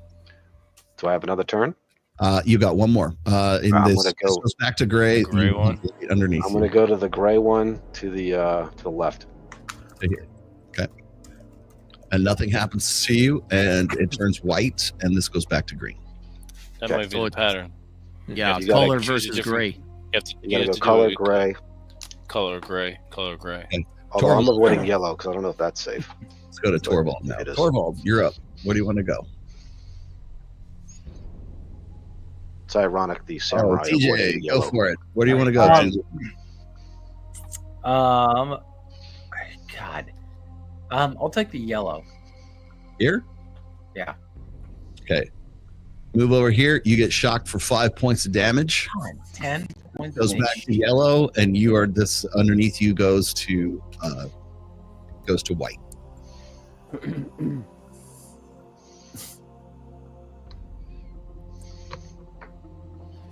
Great. Fan freaking tastic.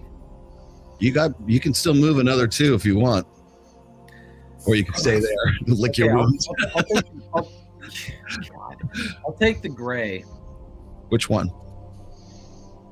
The one to the left of me. To the left of you? Yeah. Okay.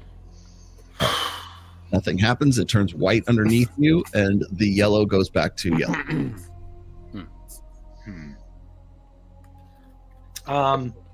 I'm gonna go on the same one as the guy to Maru. I'll get on the same one as him. There's no room to do that. Oh shit. You would push him off if you had to. I mean, unless you want to, you can push him off. So the gray one to the There's left. a fucking neighbor aspect to all this too. Yeah, well, I'm not in the mood right now. I'll go. You took 5 points of damage from that last one, so you are. It's 10. Total is 10. It was 10. So I'll do the lower left gray corner. the lower left. This one here. Yeah. Okay. So you move there, and you take which one? The other side. This one or here? Yeah, there. There. Okay. From there, it turns white, and you take no damage. Okay. Valdran, what do you want to do? I'll make it fast. I want to cast Detect Magic and then find a route to safely get near Haru. Okay. You cast Detect Magic. There is definitely magic here, but it's not going to tell you. I can only tell you that there's a dwemer of magic in all of this. You don't know what the operation is. And then also the room is magic. You also detect not only magic, but also a mechanical aspect too. All right. So you're going to burn that spell, detect magic. Yeah. I guess follow the same path as Haru. Okay. So you're going to go here? Which way do you want to go? Tell me. So it'd be to the right. I mean, to the left. Yeah. Gray. Move there. Gray. No damage. Blue. No damage. And then he went gray down. This way? Yeah. Or this way? Down. Left or down? Down. Okay. No damage. And then I want to go green. Okay. No damage. All right. Okay. That puts you there. Okay, Drew. What do you want to do, brother man? I was tempted to just take off my boots and cast Spider Climb and go around the walls outside. You know what? I think I'm just going to do that. I'm not going to take any chances with this. So I take off my boots, tuck them in my belt. I cast Spider Climb, and I just start walking along the wall. Okay. Or doing the Spider-Man thing. Okay. And I plan to go Spider-Drew. just follow the north wall and keep going until I come around, staying off the tiles entirely. Okay. So you reach right to where the statue is. And do you want to come down there, or do you want to come down in the opposite hall? I'm going to come down just past the statue. Okay. So you don't take any damage whatsoever, and you just burn Spider Climb. All right. Make a note of that. That creepy motherfucker. I got to write a song on that now. Yeah. Spider-Drew. I'm on blue. I'm going to go on to gray next to me. Yeah. Okay. No damage. It turns white underneath you, and this goes back to blue. All right. I will go to the yellow one next to me. Okay. Turns white, no damage, and this goes back to gray. All right. I'm going to move down to the next gray one over next to Valdrin. Okay. That one, you take 5 points of damage from a shock. It goes white, and the yellow goes back to yellow. So you took another 5 from that. And what's your hit points at right now? I'm down to 35. 35.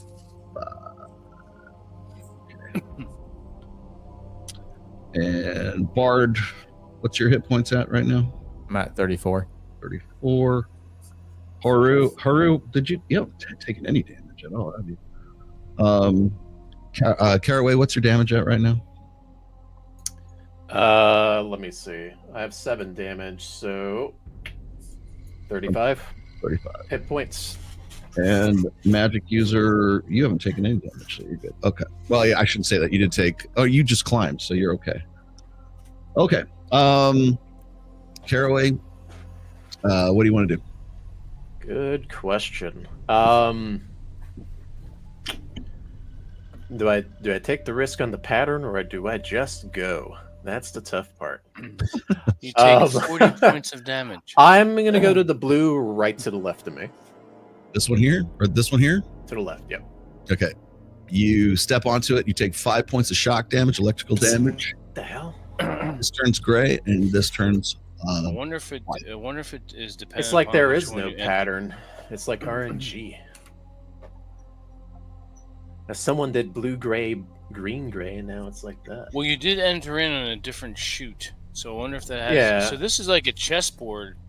And then to the north, like, there was a point where someone got shocked, and then a point where someone didn't get shocked, and a different one. So it's like fucking RNG. There's something weird. Unless we are RNG into the chess pieces. Like whenever whichever number we came out in the chute dictates what pawn. Like if we're a pawn and knight, rook, and that's the way that we're supposed to move. And if we don't move that way, we get shocked.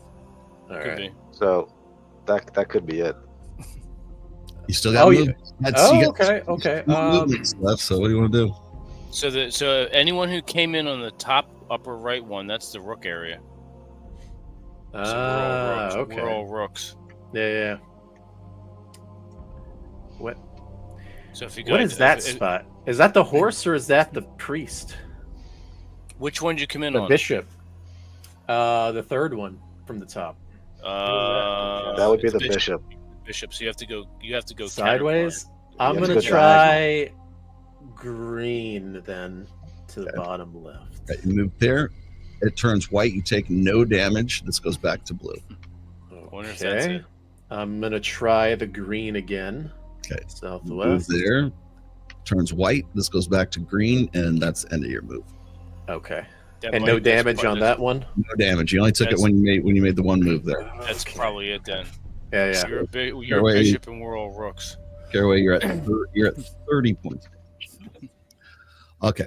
Let's go to Haru. What are you going to do? I'm going to step to the left, to the blue piece. Okay. No damage. You're just fine. Left again to the gray piece. Mm-hmm.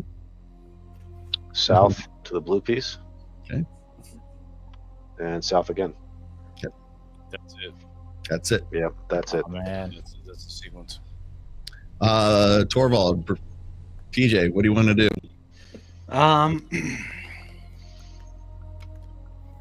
I'm gonna go to the yellow to the left. Okay. No damage. Turns white beneath you, and the gray is right there. Cool. Where do you want to go? You still got 2 moves left. I'm gonna go to the yellow, to below. What's his name? No, don't do that. Don't do that. Oh, okay. I'll go to the blue. You're a rook. You're a rook. So I would go to the gray. Okay, I'll go to the gray north. You take 5 points of damage. It shocks you, and What? it goes white beneath you. Well, thanks, Vince. Great. I said I didn't tell you which gray to go to. No, don't even give me that shit. No, I always thought you were going to go down. Well, why go backwards? Go down. TJ, you're at 35 hit points now. Okay. Well, TJ, what area did you come in on? What shoot? I think he remembers that. Well, I think Didn't we all come in the same one? It was the blue or the gray on the upper north. No, well, He probably got shoved into the horse spot. If he got shoved into the horse spot, he has to move like a knight. All right, I'm just gonna move to the left on the blue. On the blue? Okay. Okay. No damage. You're just fine. Ah. Okay. Now that's going to end it for you because you can't move past her over there. All right. Valdran, what do you want to do? Just gonna move over to the left all the way to that gray. Okay. No problem. No damage. You're just fine. Right there. And right beneath you turns white. Sled. What do you want to do, Sled? Guys, what am I? Am I a bishop? I think you were a rook as well because you're the first one to get to. You were the first one through, so you're the rook. But I went diagonal. I didn't sustain it depends damage. on where we start. Fuck. You went diagonal and you didn't sustain damage? Yeah, the first time. So I'm going to go diagonal again, bottom left to the blue. You take no damage. You're just fine. I'm going to go to the bottom left to the green. Okay. You take 5 points of damage. Rolo's a dick. Back. That's a Rolo's a dick. Maybe you can't do the same movement. I don't. Or maybe it don't matter because I got one more, so I'm down to 5. That's 16. Go to the top left on the yellow. Okay. No damage. You're just fine. I'm gonna go to the left and be done with this, Okay, and so then I'm gonna do some math and maybe take a potion later on. I'm done with my move. Holy shit. Okay, Andrig, what are you gonna do? I'm gonna move all the way to the blue space, to my Okay. left. All right, you move here, no damage. Move here, no damage. You move here, you take 5 points of damage, and you get shocked again. I'm down to 30. I think the order that we came in on might have been the triggering point too. Maybe because you have to move like a knight, maybe. That's possible. I was thinking about the knight first. I was wondering if maybe there's a clue in the statue as to which one you're supposed to move like. All right, Caraway. But then what about chess? I mean, we're thinking about player knowledge versus character knowledge here. Would they even have chess in this world? Well, if it is set up like chess, then yes. All right, Caraway, what do you want to do? Well, we're gonna find out right now. Yellow, left. Okay. No problem. All right. The blue then, sideways. No problem. Let's try the green sideways. Okay, no problem. Okay. Well, maybe it is like that then. Maybe you guys had to move like knights. Yeah, because I know you're going to go there. Yeah. Okay. It do be that way. All right, Fant's turn. What are you going to do? You're going to have to move out and let these guys in. So I'm just going to push you that way. Sled, I'm going to give you a little bit of leeway there too. Haru, what do you do? I'm getting out of this. Okay, you step off. Okay. Oops. Torvald. What do you want to do, Torvald? I'm going to go down step below. Okay. No damage, you're just fine. Nice. All right. Can I go to the left? Going. Yes, you can. Yeah. Okay. Caraway, what do you want to do? You want to get out of there? Yeah. Just move me over, I guess, 2 spaces so the other guys can get over. You're just fine. And Valdoran, what do you want to do? Valdoran. Move me down to the gray. Okay. You're just fine. No damage. All right. You can move there. Okay. Vince. I'll move to the blue and then the gray. Move to the blue and then the gray. Yep. Here. And then like so. Yep. Yep. No damage. You're just fine. All right, cool. Okay. God damn it. All right. Sled. Roll me a d20. Oh, shit. It's never good. 9. Okay. 9. You guys actually get tournament points for figuring out that it was actually the chess pieces. Oh, that's cool. Yeah. Cool. Now I'll tell you. That was AJ's. Now I'll get, since you figured it out. I'll give you how things work. What happens is you did get this right, so you'll get tournament points for this. Is pretty cool. Nice. When you come in here, your starting point determines where your next starting point is. That's why it turns white beneath you. So that's why you guys were taking damage, because you weren't thinking about it in terms of like your new position. So Andrig was a knight, and Torvald was a knight as well. They're pawns. Except for Caraway, who oddly enough is the cleric who is turned into the bishop. Yeah. It's because you came in on this square, right? So you have to move as whatever the chess piece happens to be, which is kind of ironic because you guys could have come in as like the queen and just walked right across it if you wanted to. Yeah. So whatever your starting point is determines what your chess piece is, but when you get shocked, that determines your next starting point. That's why it's shocking you and you guys didn't know. Oh. Yeah. Shit. But you did figure out that it was a chessboard, so that gives you tournament points for that. Sled, did you roll a d20 for me real quick? All right. 18. Okay. You notice on the statue itself that there's some sort of mechanism on the statue as you're moving by it. So I say, hey, there's a mechanism on that statue. I will go and check it out. All right. And investigate it with, I guess, traps first. Okay.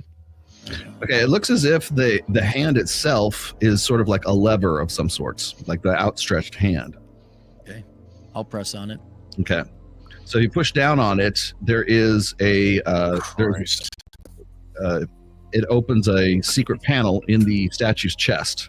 It slides open, and in there you see another flat piece of metal with a circle on one end of it. Ah, another key. EJ, another sex toy for right. just like the other one. Inside you beat your ass with it. You also find 2 potions and 1 scroll. What type of potion? You'll have to find out. Potions. 2, 1 scroll. Mm-hmm. All right. One of are you going to test the potion? Do you want to sip it or try to figure out what it is? Yeah, I'll try and figure out, smell it or something like that. Okay. One of them sort of makes your throat a little dry, and yeah, it does. It is a potion of water breathing. Water breathing. Okay. And then the other one is a healing potion of some sort. Healing. Okay. That's cool. Scrolls, you don't have the skill to read them, but you do have a cleric and you do have a magic user in the party. I'll go to the cleric and say, "Hey, what is this scroll?" All right. Okay. Can I identify it? You cannot, but because it's a magic user scroll. Okay. So I'll just say it looks like a magic user scroll. Thanks, boy. Is there another magic guy that knows how to identify this scroll? I could try. Okay, I go to Drew. Drew's character. It's fan turn. Can I? I can read magic. So do I have to cast the read magic spell? You don't have to. You could just you sort of scan over it to know what it is. All right. Yeah, okay. This is a spell. Okay. The spell is the spell that you have is fly. Oh shit. All right. So I tell them we got to scroll for the fly spell. I say we. Summons flies. Well, summons flies. No, I'm kidding. It's flight. It bestows you with flight. Okay. There's only one person. It summons a Spirit Airlines. Yes. Hey, that's flying in style. All right. So you managed to push past this area right here, and it takes you. Let's see where are we going to go with this? Let's go back a little. Just grab these here. Continues on. Goes a little past here. Nothing really in this area. And basically, what it does is it meets. It keeps going until you get past. Get to the doors again. Those metal doors. And again, you see that that signal or that sigil, I guess. That looks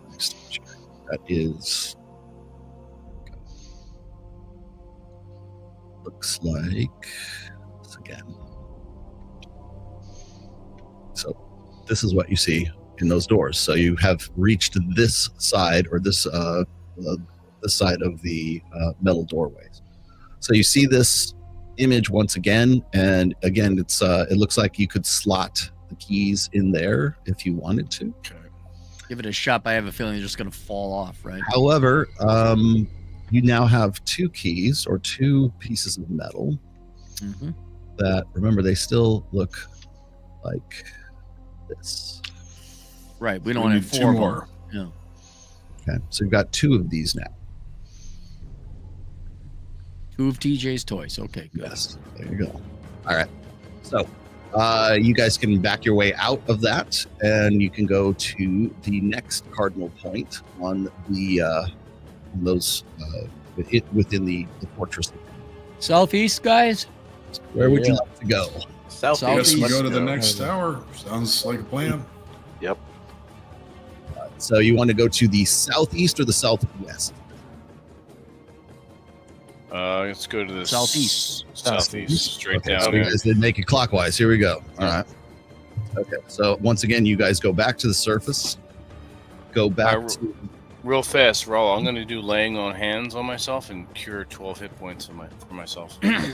So that puts you back up to where are you at now? You were at 30, so that puts I'm at you 30. It puts you up to 42. 42. I have to be able to fight. Puts you at 42. Okay. Here we go. So you guys go to the next. Roll real quick. I used a potion of superior healing, and I am now back to full strength. Okay. That puts you at 36. Yeah. 36. All right. Anybody else before I push you guys over here? Nope, I'm good. Nope. So here we go again. And let me just here.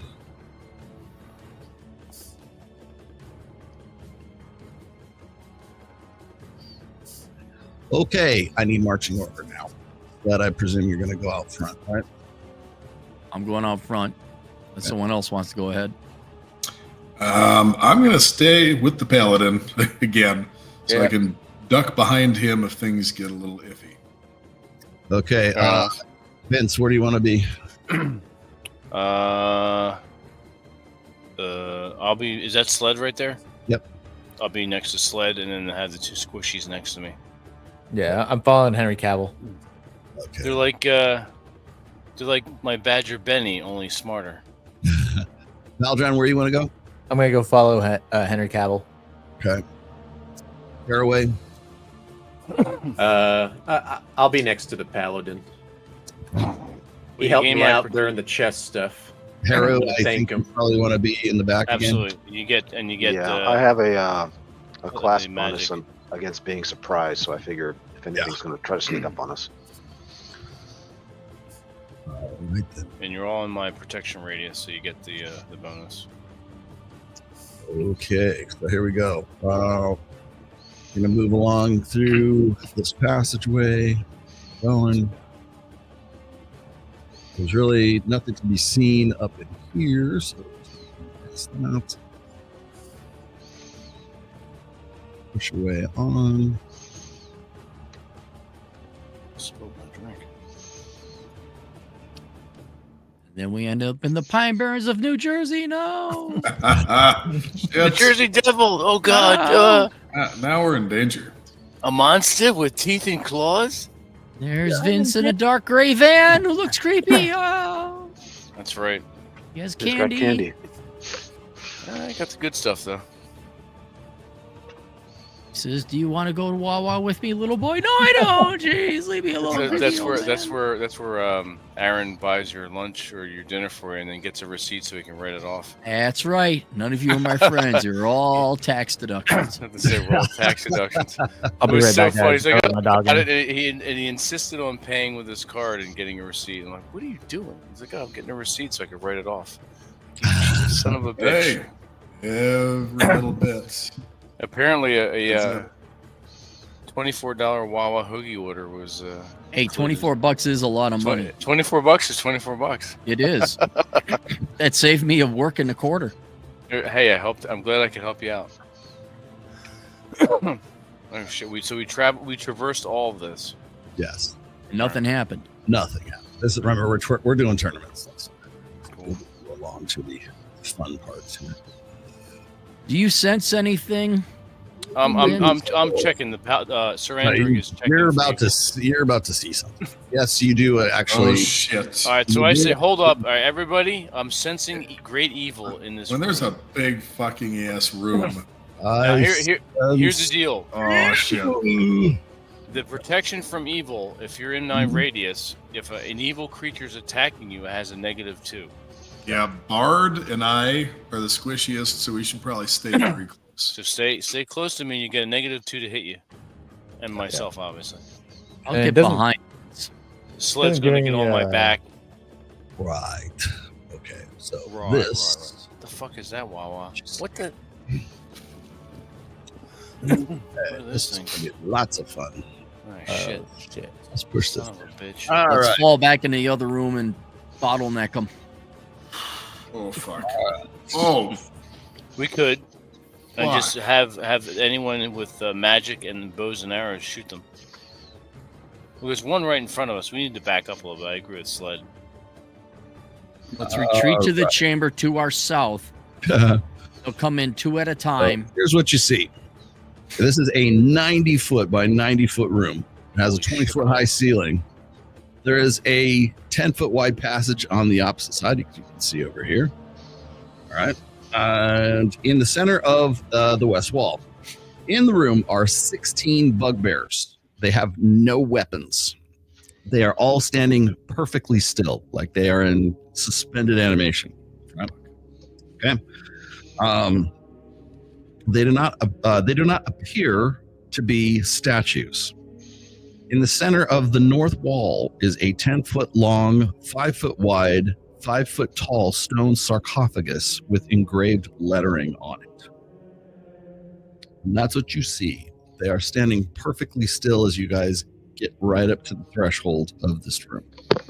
Any guys run into something like this before? I have an idea, but what's the idea? My eyes. I have a slow spell, but that can only affect up to 5 of them at a time at my level, and only for I think. Like Let's assess what they are. How many hit dice do these bugbears have? Am I allowed to ask that? They're fairly. You fought them before. They're fairly tough. They're the toughest of the goblinoid kind of monsters. Okay. You know Because they're up there with gnolls. Yeah. Because I can fear anything that has 1 hit dice or less. But yeah, they have way more than 1 hit dice. I could try and wake one of them up, shoot them. See, like we either try to avoid them and we ask them for directions. We either try to avoid them and not wake them up, which means we don't look at the sarcophagus, or we take them all out and we bring them into a kill zone to ourselves. Have any of you recognized what this is yet? I speak Orcish, which don't goblins speak Orcish? I have an idea. What's your idea? This plays off of Sled's idea. So we back up to the south. So there's a bit of a corridor for them to follow us. And Sled runs up to the nearest one and slaps it in the face and runs back. I got a better idea. I like that idea. I like that idea, but why don't I assassinate one of them if they're still? Or do that, yeah. Okay. Yeah. And then run back real fast. And then see if they follow us. Yeah. Okay. Does that sound like a plan? Yeah. All right, all we need is a device. Maybe we can get the device and just get out. Maybe Sled can just sneak through and get it without any of them waking. Yeah. All right, let's try that. I'll test if I can get through without waking any of them up, but I'm gonna want you guys get behind and go back to that kill zone. Wait. Maybe we can make him fly. Yeah, because they don't have weapons. How high is the ceiling? They don't have How weapons. high is the ceiling? 20 feet high. $20. What if we use so have Sled fly through there? Use the scroll on him. Yeah, sure. Yeah. Just fly up over him. Can he read it, or do I need to read the spell? You have to read the spell, but you can direct it onto yourself or to another individual. All right, we'll do that then. I think my dexterity is shit. His dexterity is probably pretty high. He'll probably have. Well, and if there's a lock on it, he needs to be the one to pick it. Yeah, it can't really be any of us. I'm gonna read the scroll and cast the flight spell on Sled. Okay, so so the scroll disappears, crumbles, and Sled can now fly. So Sled can Superman it over to the sarcophagus. So he's going to be able to fly. Let's see, Fance, from your 5th level. Okay, so he's got some time. Hold it. You want me to go to the sarcophagus? You want me to go to that corridor to the left? We got to find the other key. You think the key's in the sarcophagus? Yeah, we want to check the sarcophagus first. Yeah. Okay. Please. There's got to be something of value here because they're guarding it. I mean, that would make sense. Nothing's. Flying doesn't make noise, does it? Nothing's an accident. Unless you run into something. Although it could be a red herring. Well, we casted the spell, right? So we're committed to it, right? It's on right now. All right, I fly to the sarcophagus. Okay. Woo! You have a cape and shit? Okay. All right. So like Candyman. Sled, I'm gonna ask Aaron, tell me which way you want to go. I'm just gonna have you. Are you gonna go straight across? No. I kind of go to my left diagonal up top there. Yeah, I'm just not gonna fly directly over them, and then I'll kind of. Okay. The moment you pass the threshold, this bugbear animates. It runs after you, but is unable to get you because you are flying. And let's see, what's the other one? Oh, this one moves this way to attack Anderig. And I'm gonna stab his ass. This one, where'd it go? This one up here. What is that? Okay, this one up here, there's a specific one, is moving this way. And well, that didn't work. Fuck. It was worth a shot. Oh, totally. Yeah, I mean, it was a good plan. And then this one moves this way to come after you. Rolo, how tall is the corridor that everyone is in right now? It's about 12 feet tall. Okay, how tall are the bugbears? They're a little over man size. They're about like 6.5 feet tall. So I can fly above them and into the corridor where everybody else is. Yeah, you can do that, but you're right about here in the room at this point. Right. Okay. Back to Plan B. Go back to the fucking kill zone, and I'm flying my ass back there. All right, we're gonna back up. We're gonna take that to heart, and we're gonna back. All of us are gonna back up down the corridor a little bit to like allow. Before you do that, this bugbear comes to attack you. Say hi. All right, I'm gonna shield bash his head. Okay. And attack him with my sword. 1 hit, and how many do I got on these guys?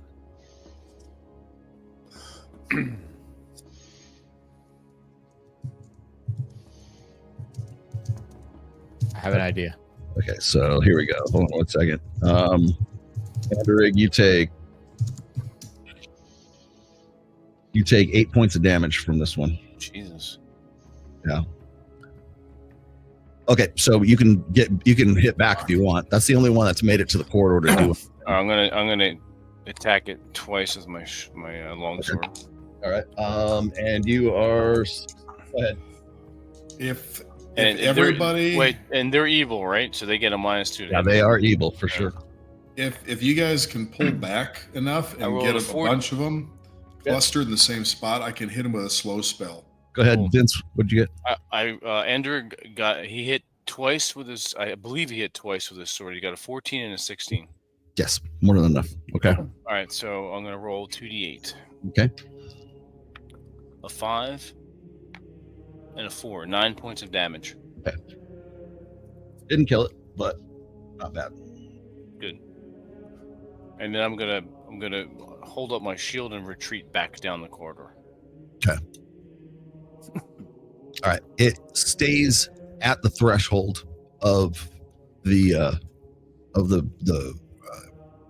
room. You son of a! Just keep hitting with arrows. It's not leaving the room. Haru, hit him with arrows. It's not leaving the room, but it's not moving, so you can just take it out. Okay. Yeah. If it's stationary, I'm just gonna point and shoot. You know, we can lure them all towards this corridor and just keep shooting at them. Sounds like a plan. And maybe and the rest of us will just have lunch. Okay. So is everybody else backing down the corridor? Just a little bit, like maybe each of us like 2 squares each. Yeah. If you're gonna try to shoot with the missile weapons, you guys are gonna have to get out of the way because. Oh fuck! I need to get back. You can move me in the back. I don't have range. If I'm in front of anyone, I'll just kneel. Okay. Yeah, leave room for me because I got a bow and arrow, or short bow rather. Yeah, we need to keep Sled out there to bait him in. Okay. So, Haru, do you want to take shots at this one? Yes. Okay, go ahead. Yeah, I rolled a 17. Okay, that's you get 2 shots though, right? Yes. Okay, you rolled 17 and a 8. 8. Okay, that's not enough. But the other one is. Go ahead and roll damage for that.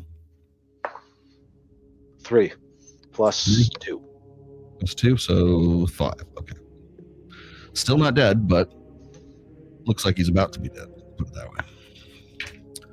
Okay.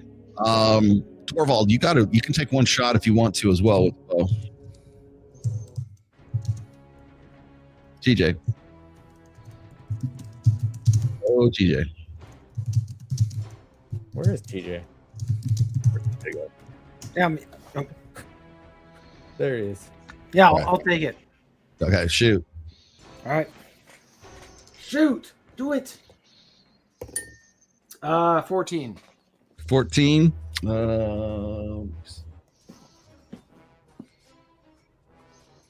Yeah, you got it. More than enough. Go ahead. Roll D6. All right.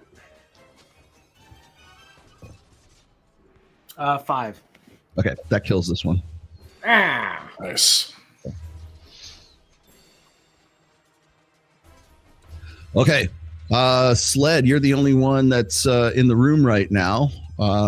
There are still 3. There's 3 animated bugbears at the moment. All the rest of them are still holding perfectly still.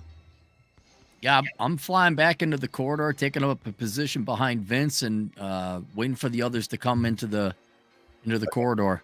So you're going to fly back into the corridor? Back into there, land behind someone. Right. The moment you fly back into the corridor, 4 more of the bugbears. They're activated. They're activated. Cool. I yelled at everyone, 4 more are activated. Let's just let them channel in and we'll mow them. If a bunch of them get bunched together by the door, I can hit them with a slow spell. Unless you guys think I should save it for something more dangerous. Well, they're not going past the threshold. Okay, so, well then we'll just keep hitting them with ranged attacks from here. I don't have any more ranged. Yeah, I've only got 18 arrows left, so this is not going to be necessarily a.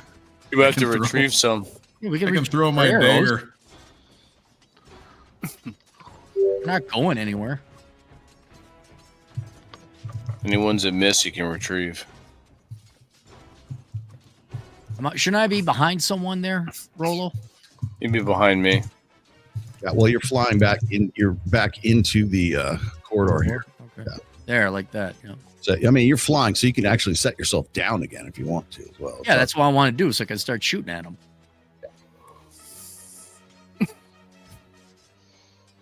And let's see, that one's up, and that one's up. That puts this one up here. Jesus. That one all the way over there. Shit.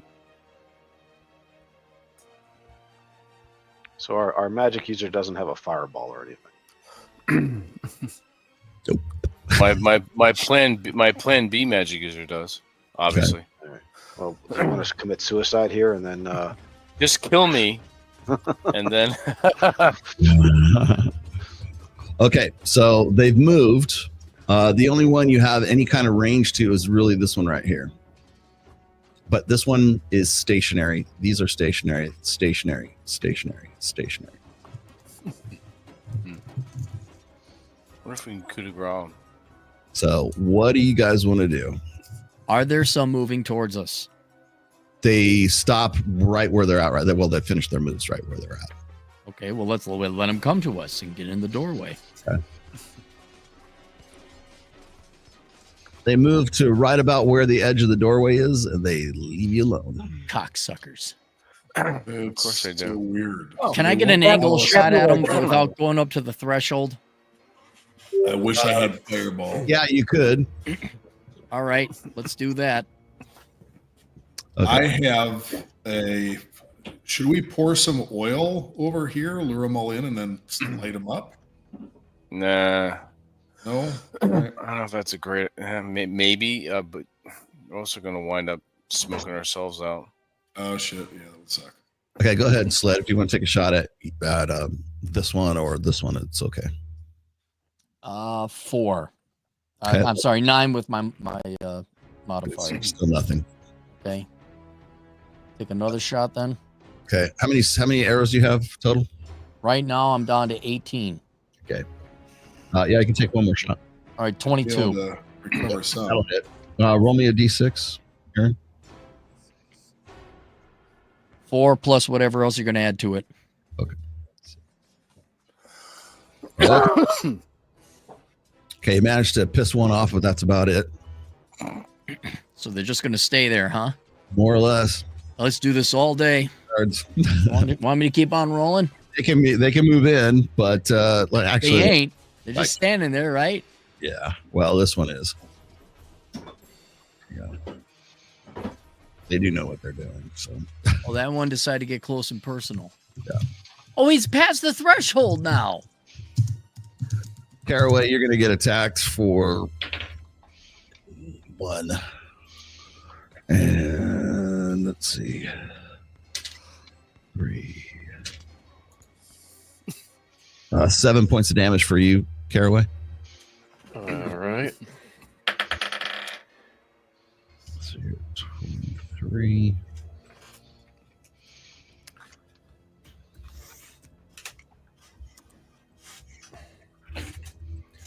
And Sled, this one can't actually get to, unless you're on the ground. Are you on the ground or are you flying right now? Can I shoot while I'm flying, though? Don't I have to be on the ground? Oh, you can shoot where you're flying. So I guess I'll be Cupid and be shooting from the air. Yeah. Oh, Christ, that's all we need. Yeah. This one's going to try to grapple you and not do it. Okay. You can take a shot if you want. Yes, I do want to take a shot. Okay. 9. Okay. All right. That's enough. That's not going to hit. Caraway, do you want to do something? Andrig, you guys are the only ones that are actually capable of doing something at this point, except for Harry Orval. All right, I'm gonna have some fun here. So, I these are evil creatures which I despise. Mm-hmm. I am going to bull rush past Sled mm-hmm. and try to shield bash and knock these two back into the room. And I don't mind if I fall too. That's fine. I'll get up as quickly as possible. I want to knock them back so I can get into this room and just start going berserk on these pieces of shit. Okay, so go ahead and do your so you're just gonna bum rush the two that are. I'm gonna bum rush the two in the. Yeah, what do you want me to do? Two one. Roll me a d20. All right. I got a 15. Okay. None of it's. And your strength. There's no bonuses. I have a straight up 15 strength. Okay, so that's not going to be enough to like push past these guys, but you're going to do a little bit of damage with the shield bash. So, all right, I'll just do 10 for that. Okay, so you managed to put some damage on the one that Sled put some arrows into. Right. So, how far into the room do we get? You push past to right about here, and the moment you do, 4 more of them have animated at this point. There's only 4 of them now that are left sort of unanimated, so it's damn near the whole room is now animated. Gotcha. I'm going to cast Hold Person into that room, see how many I can hit. Okay. That won't work. Yeah. Aren't they humanoid? They are. I don't know if it's gonna. I think that probably would work though. I think it's like up to 4, but it depends, or up to like 8 hit dice, and then it goes up depending on your level. I don't know. But they're still gonna get a saving throw against that too. So do you want? I'll give you the lead 4 of them there if you want. Well, 1, 2, 3, and 4. Let's say if you wanted to go for these guys. Yeah. Okay. So you're gonna cast Hold Person on those ones. Mm-hmm. Top guy saves, mid guy does not, low guy saves, and then the one right in front of you saves. So you managed to hold this one right here. Okay, so let's there you go. Okay, so this one's held. All right. And can I move back a little bit? Yeah. All right. Valdron, what do you want to do? So I'm going to get behind the paladin, and I'm going to take my lute and start playing a song. Take one turn. And that way, anyone that comes within 4 feet of us will be charmed, and they'll be open to suggestion. Okay. Ooh. Okay. I suggest you step off. All right. Gosh, you guys are really blocked up here. So, suggest civil war. Andrew, the one right next to you is going to attack. All right. And miss, and both miss. Okay. Cool. And then he's going to move up a little bit. This one will move in. And let's see, this one move in this way.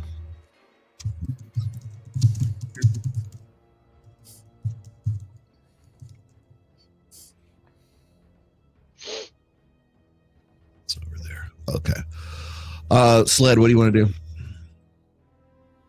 I just want to shoot the one directly to my north. This one right here? Yep. Okay, go ahead. 1. So 6. Nothing. That'd be a fumble, but I'm not going to use a fumble rules for tonight. So, Torvald, what do you want to do? TJ. Yeah, I'm here. Is there a way for me to attack? You can shoot arrows from where you're at, or you can push past. Like Sled's flying, so you can move under Sled if you want to.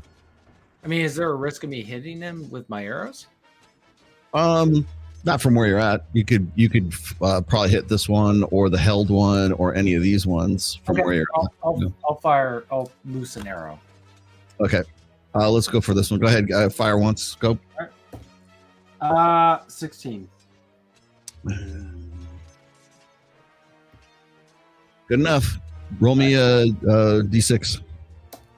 5. 5 on that one. Okay. And Haru, what are you gonna do? What are you gonna do? Is it possible for me to get past the crowd and engage in absolutely melee combat? Okay, I'm gonna draw my katana and attack the nearest. And there, I can put you here. Perfect. Okay. This one's been hit by an arrow. This one's fresh. What do you want to do? I'll take the fresh one. And I have 3 attacks every 2 rounds, but I'm guessing I moved this round, so I'll save the 2 for the next one. Okay. So I rolled another 20 on that one. Okay. Are these considered regular or large? They are large. Okay, so that's 12 plus 3. So I rolled a 8 and plus 3, so that's 11. 11. Okay, that's enough to kill this one. Sweet. And let's see, Fanstern, Drew, what do you want to do? Holy shit! There's really nothing that I can do from here, really. Well, unless I think it'd be a waste of a spell to slow them. I'll wait, see if we have something tougher for that. I'm not gonna throw my dagger. Okay. I'm just gonna hang back here and watch that nobody sneaks up behind us. Okay. And shout words of encouragement. That's my job. I will help keep rhythm for the bard. Okay. I'll keep rhythm for the bard. All right. Let's see. Let's move you to here. One is held. This one down. All right. So Anderig and Haru are really the only ones that are in the room at this point. So let's do Anderig, 1 miss, another miss, hit, 3 hits, 1 on Haru and 1 on Haru. So 3 on Anderig, 2 on Haru. So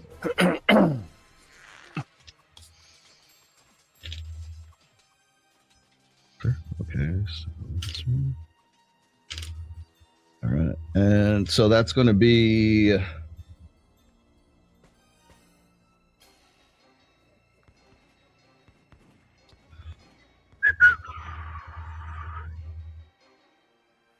okay. So that's going to be 15 points on Anderig, and that's going to be 10 points on Haru.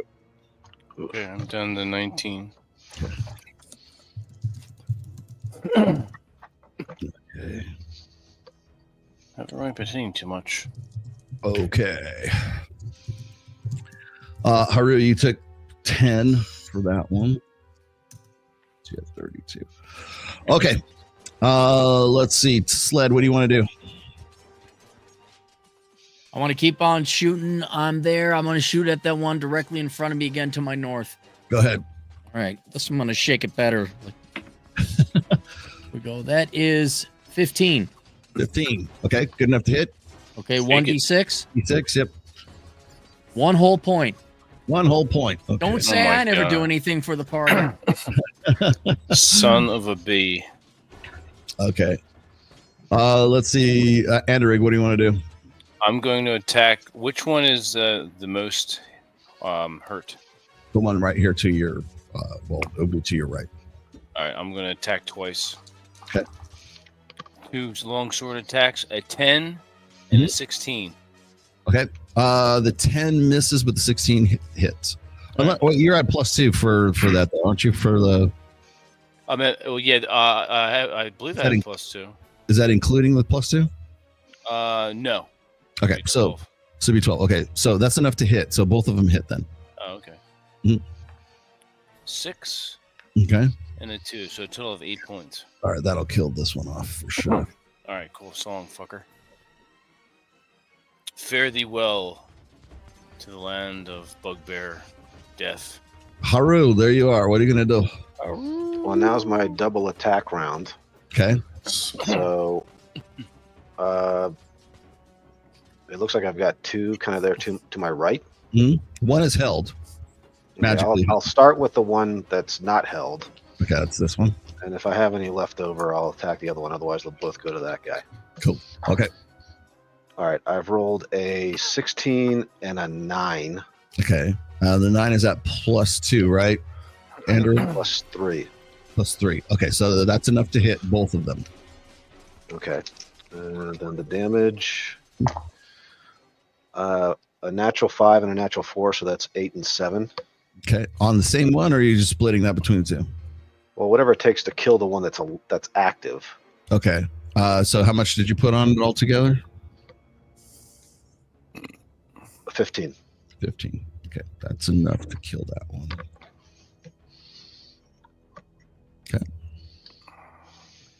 Okay. Caraway, what do you want to do? There's a lot of bugbears. And they seem like they do quite a bit of damage too. I'm gonna yell to Sled and be like, "Get the device, shoot arrows as you're going," and then immediately cast my last hold person because there's quite a bit of them. Okay. And let's see, 1, 2, 3, and 4. Let's do those ones here. Okay. All right. So starting with this one, okay, he fails. This one saves. This one fails, and this one also fails. Okay. Nice. So this is the only one that it didn't fail. So let's go with this one. And then this one. Okay, and this one. Okay, so those are held. Got it. Okay. All right, Torvald, TJ, what do you want to do? What are you doing? Well, here's one. Get out of here. Get out of here. Get to the chopper. Which I'm sorry, I cannot read. Which one am I? That's you right here. Okay, just making sure. Okay. I'm kind of constrained. So can I go past those guys? Yes. Okay. Or can I shoot an arrow past? Yes. Okay. I'm gonna aim for an arrow for the guy in front of Haru here. Yeah. Okay. He's not moving, so it's like it's practically a perfect shot. So roll well. Okay. All right, here we go. Blow on those dice. Okay. 16. 16. Good enough. Give me a D6. All right, roll a 4. Okay. That's good. All right. And let's see. Unless you tell me otherwise, Drew, I'm just going to presume you're holding back. Unless you speak up. But Drew? You're on mute. I don't have much in the way of offensive spells that would be terribly useful at this point. I'm going to hold them for a situation where I think it would make a bigger difference. I think we've got this. Stab the held ones. Yeah. Wait for something. Aldrin, did you want to do anything different than what you're already doing? So with me, I want to get closer to that one that's still active so that I can do my roll for the charm percentage. Okay. So, because it says level 6 is a 32%, so roll my d10s. I take it. He's gonna. If you're gonna try to charm him, then it's in AD&D. It's gonna be just a saving throw. Hang on one second. Okay, so they get. He's gonna fail it anyway. So you can charm the one that's in front of you. All right, I'm gonna charm him with the suggestion and suggest he attacks his comrades. Okay, so he starts to attack the one that's held right here. All right, and I'm gonna still keep strumming along. Okay, he's doing that. Sled, what do you want to do? All of them are active now. So all of them are active, and they're all going, and they're all heading towards this door. Yes. Shit. I'm gonna fly.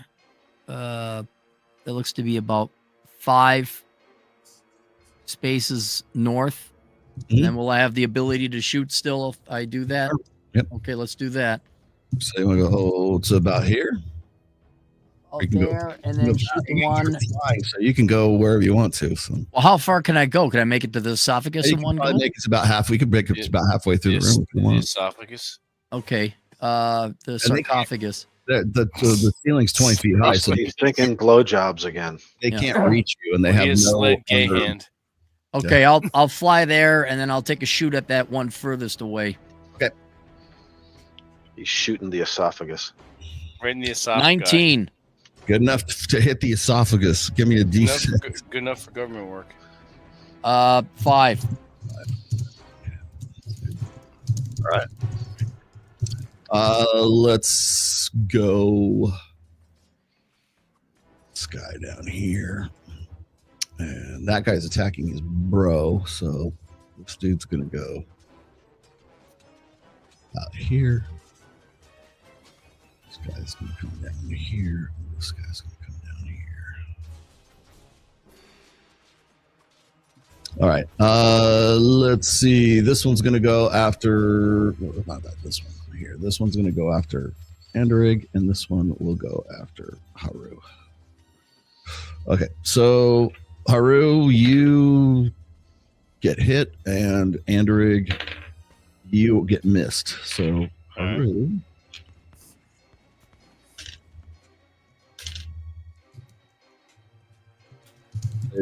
You take 8 points of damage, Haru. Lovely.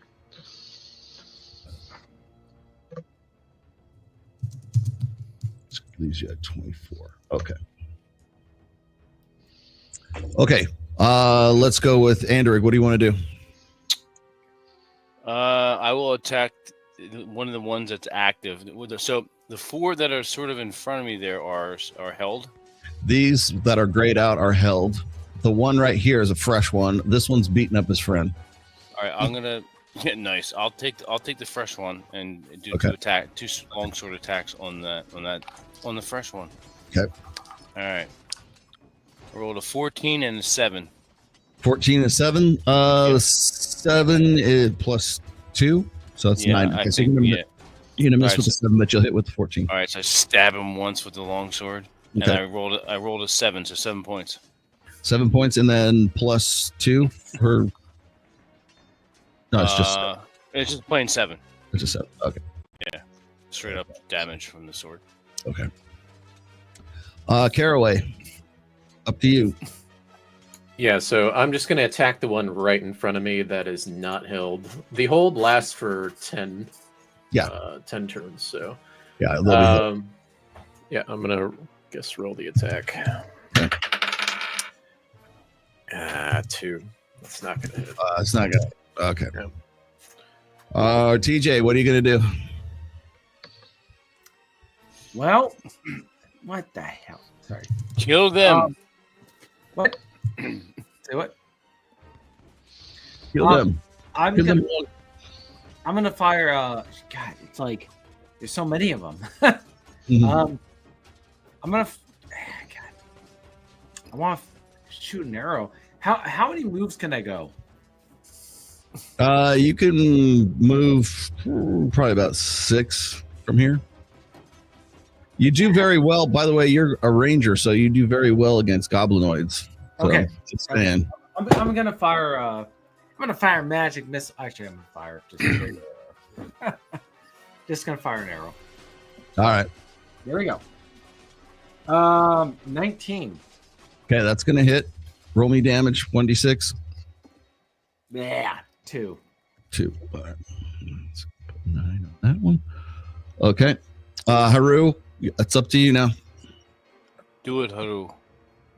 All right, I'm going to attack the one that just attacked me. I only have a single attack this round. Okay. I rolled a 19. Okay. And then only a 2 on the damage, plus 3. Okay. So that's 5. Okay. It's not bad. It's not awesome, but. Did you want this one or did you want the one that was right over here? Whatever one just attacked me the last round. Oh, these both. The one on my right. Oh, no, this one right here. Okay. Yeah. I think that's the one I was hitting too. Yeah. Let's see. So let's move. Valdran, was there anything else you wanted to do, or are you going to keep? I'm gonna keep playing the bass. Be one charming motherfucker. Okay. This guy is down about here. These guys are gonna move this way. This one's gonna chase after Sled. Okay. All right. Caraway, you are not hit. Anderig, you are not hit. And Valdran, you are not hit. Jeez, missed all of those. That's good. Fucking bastards. That guy's in my range. He's about to get charmed too. Yeah. Okay, Sled's up next. Go ahead, Sled. Can I make it to the other side of the sarcophagus, not the esophagus? The esophagus? Yes. And I will land and look at it for any kind of levers or anything that one of those keys might be hidden in.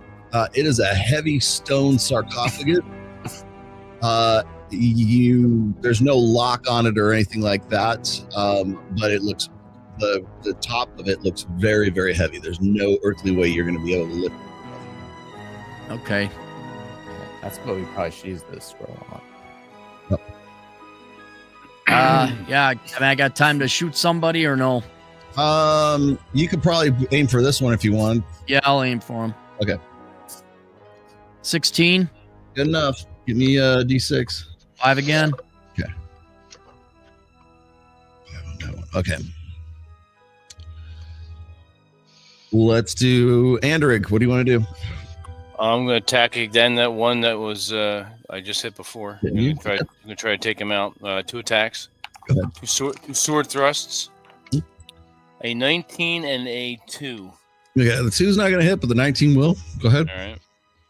8 points. Good enough to kill this one. Nice. Sayonara. Okay, Haru, you're up. All right, I am going to continue attacking the one that's to my right there, I guess. Sure. Okay. And I have 2 attacks this round. Yeah. So,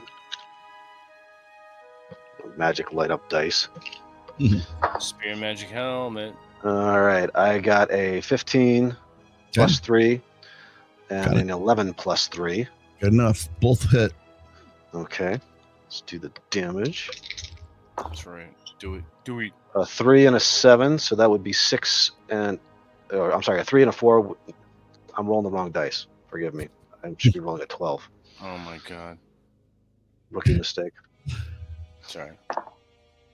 All right, I got an 11 and an 8. Plus 3 on each. That'll work. That kills that one. Nice. Caraway, you're up. Slowly. Just attacking the one straight north of me because he's not charmed or held. 13. Good enough. You hit. Nice. All right. That's cool. So they're easy to hit. Are they wearing armor? 3 plus 1, so 4, I guess. 4 damage. Yeah. Okay. Are they wearing armor? They're wearing like splint mail. Oh, okay. Yeah, they're armor class 5. Oh, okay. Yeah. It's not bad. Let's see. You already did yours. You're up, Andrig. You're up next, right? Or did I get you? I got you already. Valdran. You did, yeah. Yeah. Okay. Torvald. TJ, you're up next. Keep pounding away at him. Torvald. 1 second. Sorry. Stop talking yourself. TJ, are you playing or not? I'm playing. Sorry. With yourself? Yeah. Especially the swimsuit area. Oh God! You know what? Putting the camera back up. I'm gonna fire. God, I'm trying to see it, like trying to find friend from foe. Guy in front of me, but not directly in front of me. The only valid target you have is this one right here.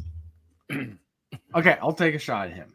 Okay, you're running out of arrows. I'm just saying. I'm trying to track all these. I know you got 20, so go. I have to pull some out of enemies. Yeah. All right. Oh yeah, I'll keep that in mind. Yep. All right. 18. Okay. Nice. Good enough. Give me a D6. Roll me a D6. Oh no. Okay. It's a 6. 6. Good enough. Okay. I'm bringing the camera down to like say I'm not making it up. It was a 6. No, we believe you. We believe you, Woody. Right? We believe you. This one is now gone. Where'd he go? There he is. Because his buddy beat him up. This one's still charmed. And Valdran, you can try to charm the other one if you want now. Yeah, I'm going to do that. He's in the range. I'm still playing. And he easily passes with a 20. First 20 tonight. So he passed that charm test. Okay, so let's see. Let's go to rush this way. This guy will come down here. This guy is now. This guy's the one that's charmed. This is the one that's not. So this one will go this way. And okay, so this one's going to attack you, Valdran. Okay. And hits and for 7 points of damage on your guy. 7. Where does that put you? I'm at 27. 27. Okay, good enough. And this one's charmed, so I can't attack you with that. Haru, this one's going to attack right here and get you. All right. 16 got you with that one, and I got you for a total of 4 points on that one. So, all right, down to 20. Okay, now that's it. So let's go back to Sled. Sled, what do you want to do? Can you scroll up? He went south. Okay, I'm gonna go to the right of the sarcophagus and go south. No, to the right. Trying to backstab one of them. Can I backstab if we're in the middle of a fight? Absolutely. Yeah, he knows it's coming.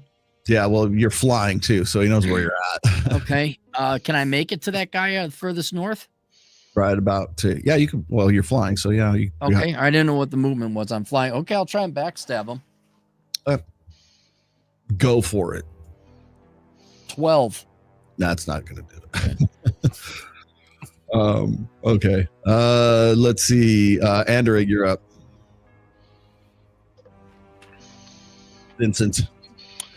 All right. So, which one can I get to? All right. So, all right, the ones on the left are still held.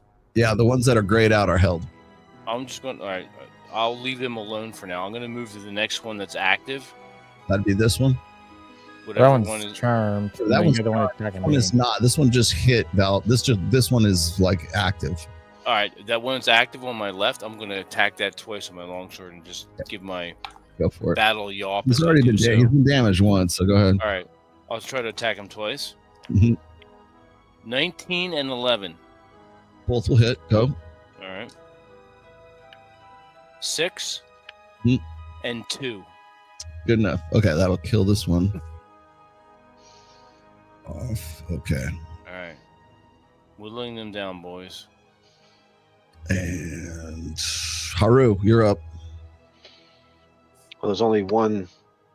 This one's held. Range, right? This one's the only one that's active. Okay. Yeah, I'm going to attack that one. I get a single attack this round. Okay. I just rolled a 20. Okay. Oh, that's awesome. This dice doesn't miss. That's okay. That's awesome. Okay, so I automatically get the full 15 points of damage then? Yep. That's good enough. That'll off this guy easy enough. Sweet. Oh, okay. Good show. Magic glow dice. Yeah. Valdran, what do you want to do? These were a Christmas gift. Just the one that I have charmed to come back over and start attacking the one down next to me. This one here? Okay. That's what he does. Torvald, TJ. Yeah, I'm here. Stop touching yourself. Yeah. I'm gonna move forward and so that's what I'm gonna. Can I attack one of the guys on the left? This one's charmed. This one's held. So there's no real point in attacking those. You can attack the one that's held here if you want. How about the guy on the right? Yeah, you can do that. All right, let's do it. Rolled 11. Okay, that's not gonna hit. Gosh. All right. And that's that. Okay, the only one I have left is the one that's right here. And since I can't reach sled, I will come down this way.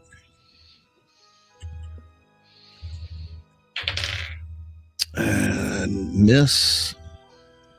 And that's all I got. So let's go to sled. What do you want to do, sled? That further north one, I'm gonna go stab him in his back. Okay, nice. This one's held, so you get you automatically do so. So you get the triple damage for that one. Okay, should I just roll my damage then? Yes. And 1 6-sided die? Yes, and triple it. 6. 6? Okay, that will definitely kill this one. So. Nice. Yeah. Anderig. All right, which ones are left that are active and like up and around? This one is beating up this one right here because he's charmed. This one is active. All right, I will move. Put me up to that one that Sled was attacking. Yeah. Let me give two slashes with the longsword on that guy. Yeah. Slash, a 12 and a 15. Okay, good enough for you're +2. Okay, yeah, go ahead. All right. 7 and 3, so 10. 10, and he already had 4 on him, so that's gonna kill that guy too. Cool. All right, we're slowly getting them away. I may have to run up and smack one of them with my staff. Right. Bugbear corpses laying upon the field of battle. Okay, so none of them are under my control at this point. This one's held. This one's held. This one's beating this one up right here. And in fact, I got to make sure that this one is not dead already. All right, this one's going to be dead on this round. So that'll be that one. All right, so these are the only ones left. This one's charmed. This one's held.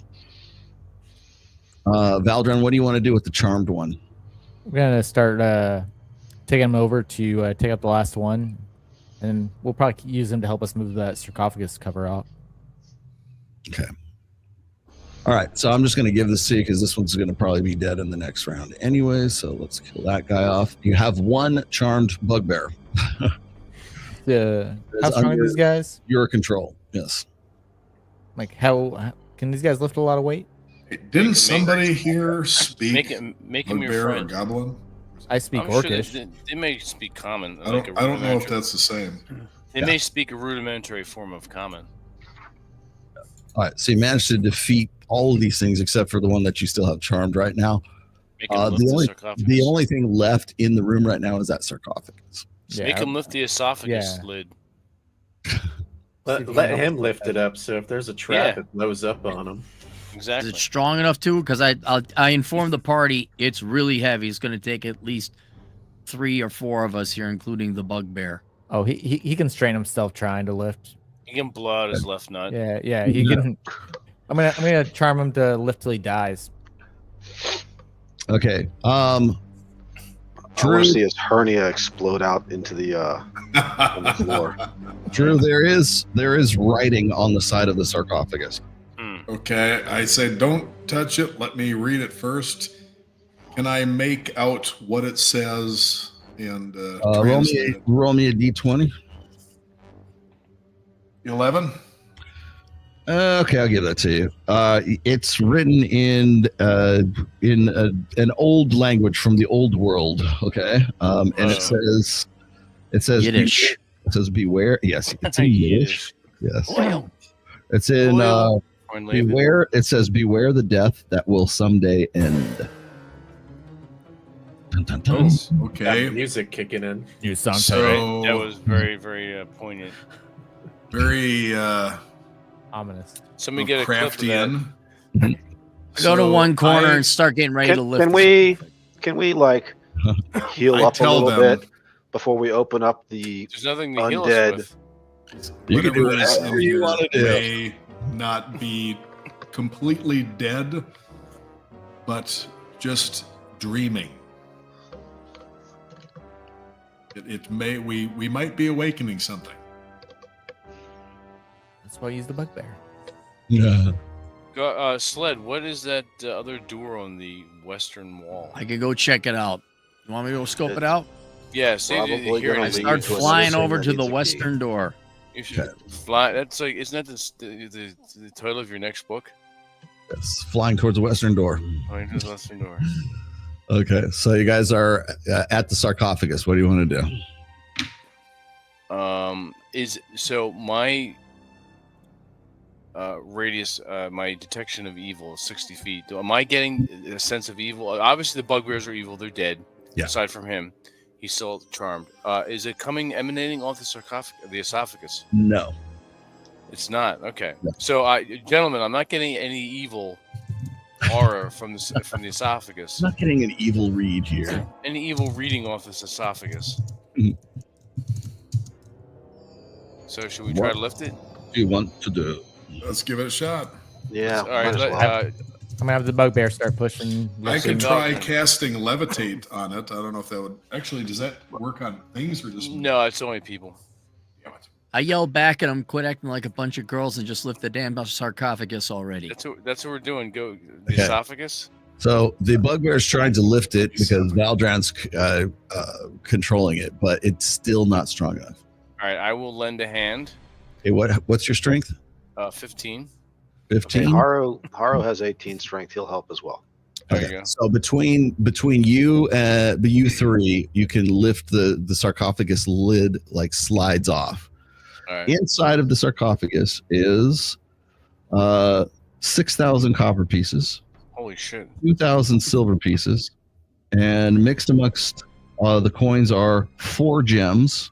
Only Sled would be able to appraise them. Oy vey. And 20 copper is 20 copper. and in there you find a flat piece of metal that looks like the other pieces Aha. of metal that you have. I will grab that to give to Sled. Oh, you mean the gems? All right, I'll grab the. I don't need gems, but I'll give the gems to Sled, and I'll get the key, that piece. Yes. Sled. Shiny Sled. I have Sled. coins.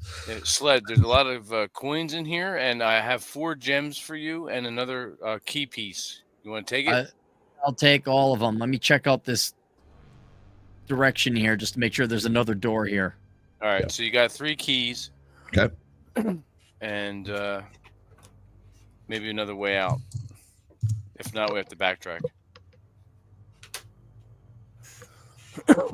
I'm gonna take 1,000 of that money. Okay. It will be for the donation to the churches. Yeah, of course. Okay. You travel, Sled. You travel along, and you find once again those silver doors with the same square imprint. Okay. on them. I fly back and report back to them. I'm like, yep, on to the final We got to go to the final, tower. We got to go to tower. the 4th tower. All right, we'll do that. Okay. We'll backtrack our way out. I don't know if anyone has any healing to heal themselves. I'm out. Before we leave, I'm gonna suggest that the bugbear or the whatever it is gets in the sarcophagus, and then we all shut him. That's a good idea. Okay, he does. Close it. them up inside of it. No, yeah, the death that never dies. Sled, the gems are valued at 10 gold pieces, 50 gold pieces, Okay. 60 gold pieces, and one is valued at 1,500 gold pieces. Oh, shit. 1,500 gold pieces. Cool. I'll keep all 4. That's great. That's nice. There you go. Okay, next, moving on to the next one. All right. This is you guys got the southeast corner. go to the last one here. Right. I don't think we're going to get to this whole thing, but let's see what we can do. Almost. Yeah. Time to start power gaming. Right. Yeah, you're going to need it for the next. Good thing I didn't blow all my spells early on. Yeah. Blow. Need them. Okay. So you guys go back to the surface and then go back to the final tower. The southwestern tower, yeah. Which is right here.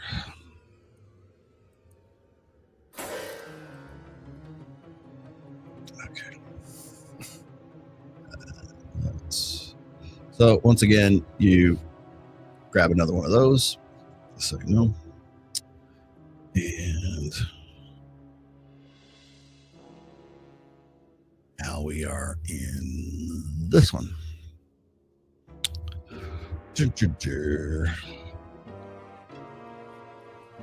Okay, I'm going to presume Sled's going to take the lead again. Yes. Okay. Yep. Do it, Sled. Okay, and you're all going to get behind Andric, who is. I will guard the Yep, I'm going to stay close. Part. Jump right behind them if we get attacked, so we can. Oh shit! Yep. Fire spells from behind cover.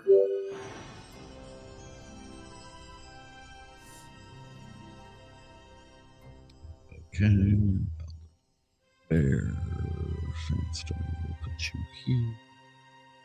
And Torvald. Okay, beware of your arrows. Torvald, I believe you're down to about 10. So we didn't recover them. Depends on if you guys don't tell me you do, then you don't. So okay. Nobody said there, even though we mentioned it several times. Nobody decided to recover their arrows. Yeah.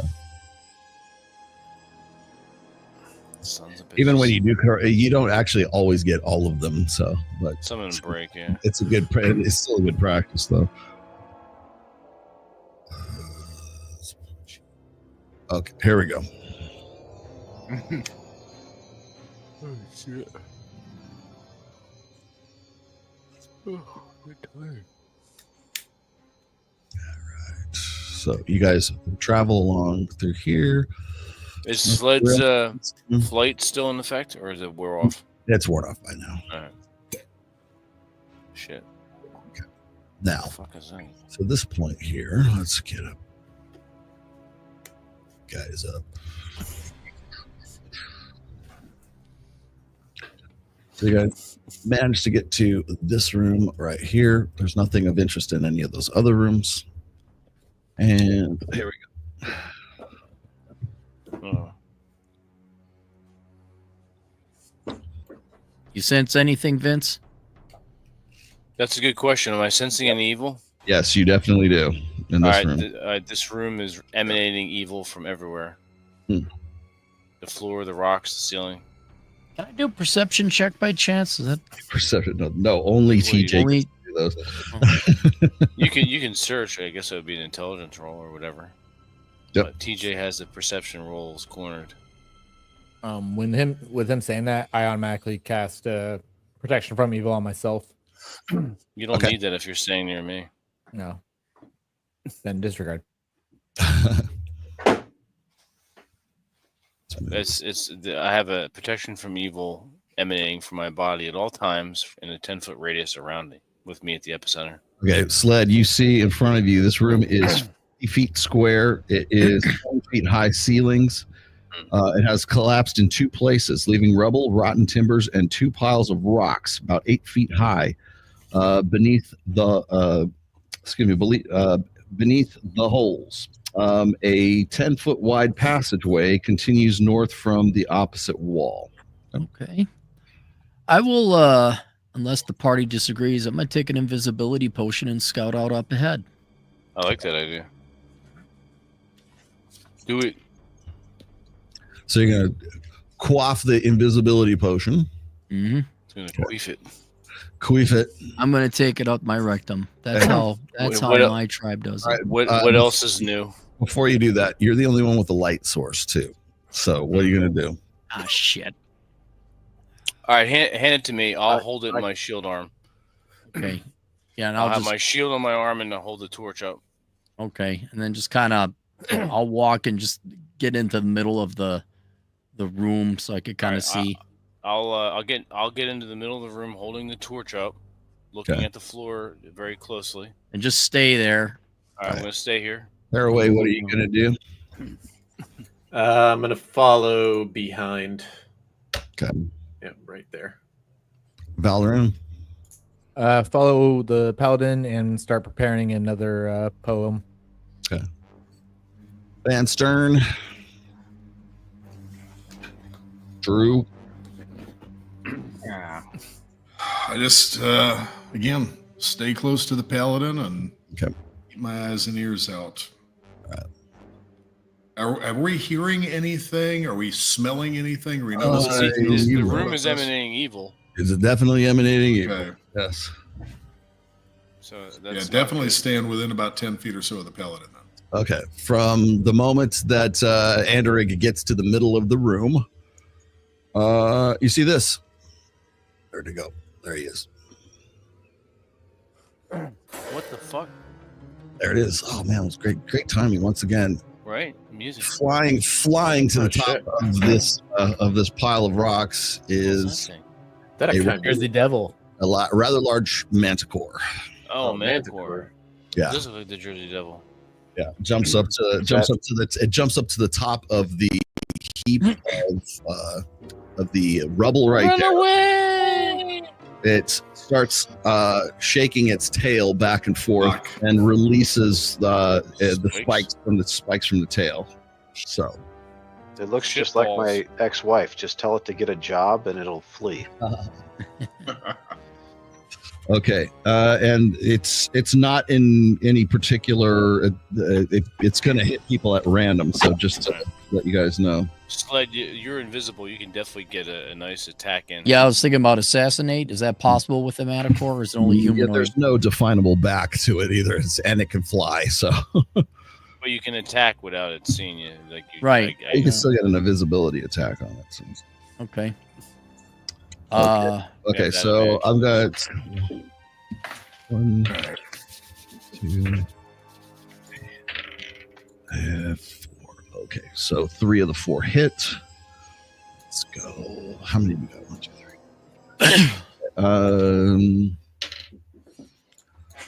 3. Anderig got hit once. Fanstern got hit once. And Andrew got hit twice. Okay, so you're taking 2. Of course I am. And let's see. Okay, so Andrew, you're taking 8 points of damage, and Fanstern, you're taking 4 points of damage. Okay, I'm down to 11. Okay. So Vince, do you need some potions? I could use the potion, yeah.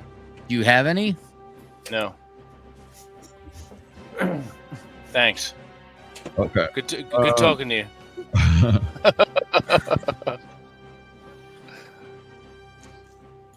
I'm gonna cast slow on this motherfucker.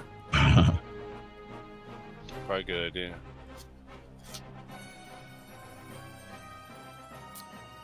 A few less attacks would be a good thing. Hopefully, it doesn't make it save. Okay, so it throws tail spikes at you guys. You guys can now let's roll for initiative. Go ahead, Sled. Everybody, roll me a d20. All right. 14. 15. 11. 16. Sled has 12. Surrender has 15. All right. Caraway, 9. 9. Valdrin, 10. 11 for Haru. Okay. So who rolled the 16? I did. Okay, so you're up first. All right.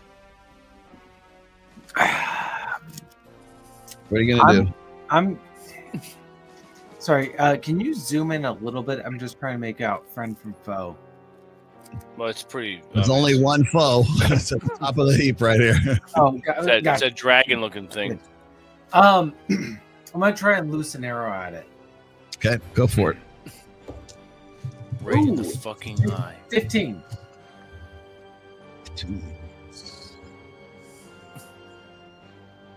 All right. Good enough. Go ahead. Give me damage. Roll me a d6. All right. Yeah. 3. What's that in numbers? Yeah. I know. It's 3. Yeah, well, I rolled a natural. I was hoping to keep it going, but it was a 3. Now it's 6. Okay. Andrew, you're next. Go ahead. All right. I'm going to overhand throw a dagger at it. Okay.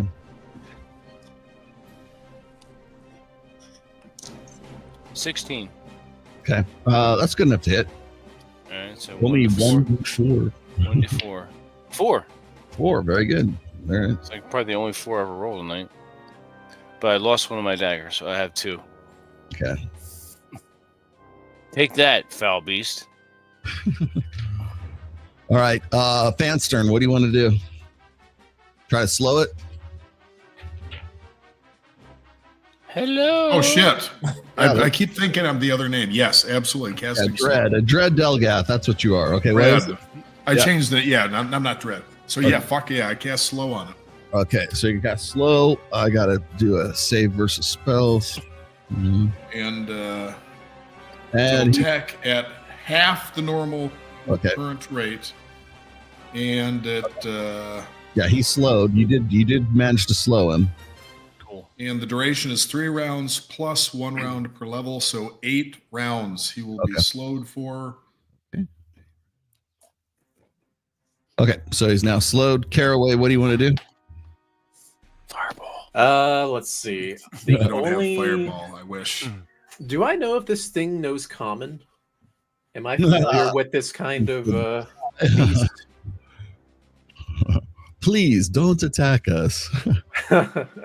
Hello, nice. No, I could command it to land so everybody can attack it or something. Command it to sleep. Yeah, I don't know if it knows it though. That's the question. Well, it's already slowed, so I'm just gonna take my hammer and throw my hammer at it. Oh, all right. Throwing hammer. Okay. Nice. I like it. All right. I like it. Hammer Bros from Mario Brothers. 19. That'll do. Nice. Okay. And the hammer is how much damage? Hammer is one here. Large. It's 1d6. 1d6. All right. 5. Okay. That's not insignificant. Some of these damages are obscure. Yeah. Valdran, what do you want to do?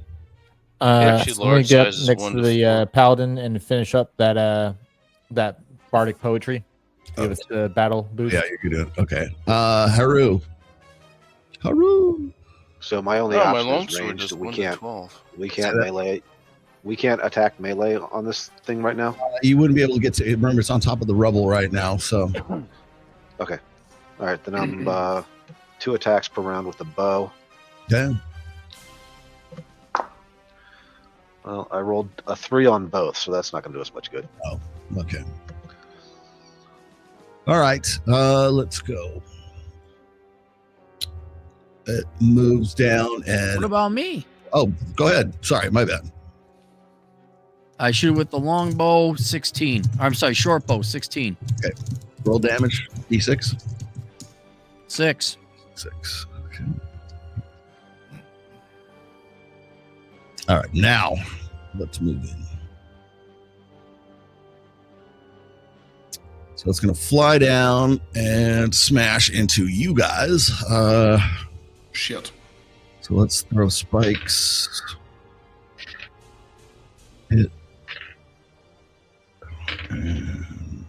Okay. So 2 hits, 2 misses, and then it's coming into Caraway and Anderig. Sled's not quite in the path of it, so let's do claw bites. So Caraway, nothing. Anderig, nothing, and bite on. Let's go bite on Caraway, and nothing. Okay, so spikes are the only thing that's going to do any kind of damage for you guys. I'm rolling like shit. So that is. We've all been rolling for shit. Yep. Yeah, they haven't been great. Caraway, you're taking 4 points, and Andrig, you're taking 3 from the spikes. All right. All right. Now, TJ, you're first, actually. So go ahead.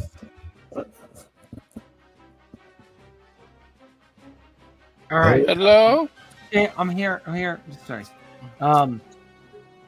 I'm glued. I'm gonna try and fire. I'm not gonna fire a magic missile. I'm just gonna fire Okay. You're running out of arrows, man. You're down to 8 right now. So go ahead. Oh shit! Oh, hit this fucker. All right. Let's do it. Let's do this. I'm gonna roll d20. Make sure you lick it first. Yeah. Well, you laugh, but it's a d20. That's what she said. That's right. You lick it. Well, I rolled a 20. So. Oh, nice. So it's full damage. All right. Go ahead. Give me a roll. So you're going to do 6 points of damage. Yeah. I think so. When you said, yeah. 4. Roll the 4. It's okay. If you got if you get a 20, you get maximum damage. Yep. One of the few weapons that does like good damage on large creatures is a longsword. Yeah. It does 1 to 12. Well, after I run out of arrows, I'll go after. Yeah, we get to roll the very few used 1d12 for our damage. Yeah, exactly. That's awesome. So I rolled a 4. Caraway, you're up next.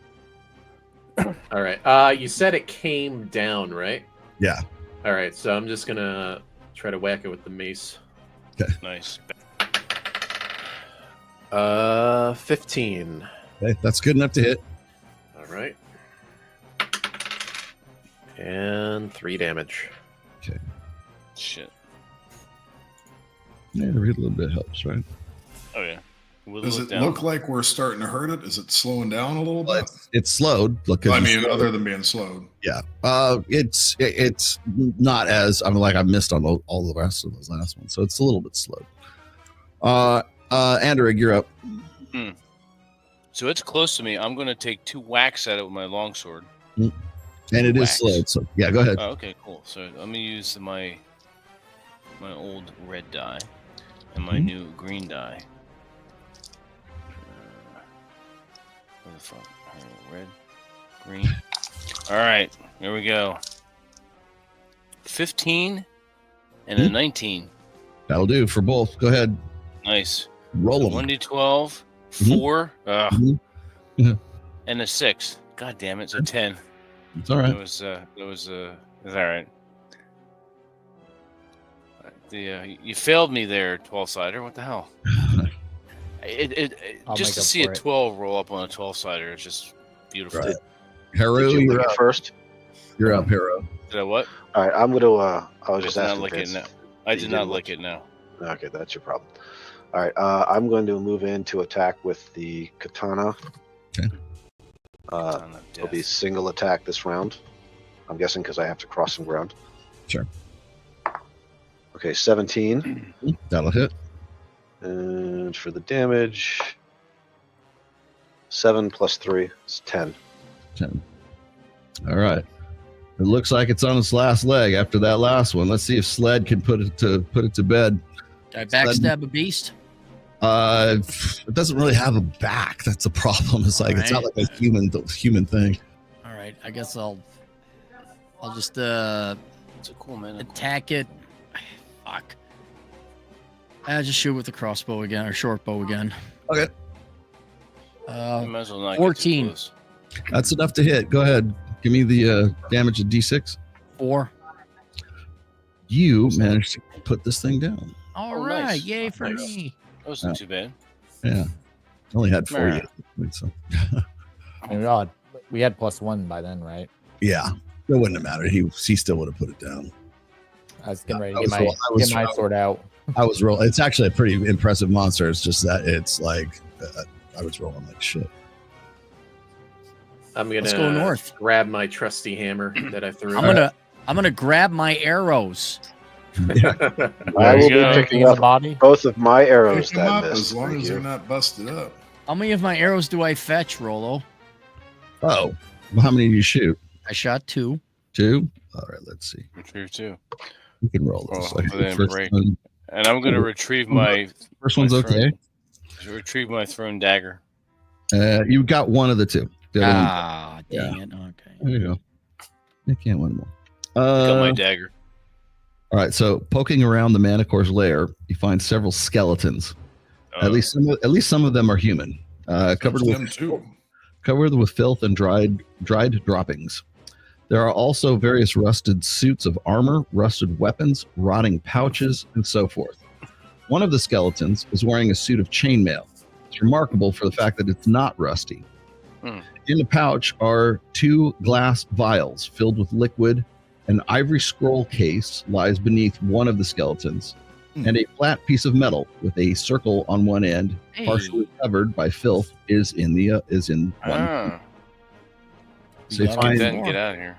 So there. Can I assume that that armor is magical if it's not rusted? You would be correct in assuming that. Okay. With the bard's knowledge, I can identify it. It is +1 chainmail armor. Okay, I can wear that. Unless anybody else wants. I mean, unless the paladin wants it. I can't examine the scroll. No, I'm good with the plate because that'll still keep me at 0, and that'll help you bring you down lower. So that will give you chainmail armor at +. I think chainmail armor is like either 4 or 3. Let me take a look. One of the few things I can wear as well, but I'm gonna be. Well, I don't have to have my armor class is already 4.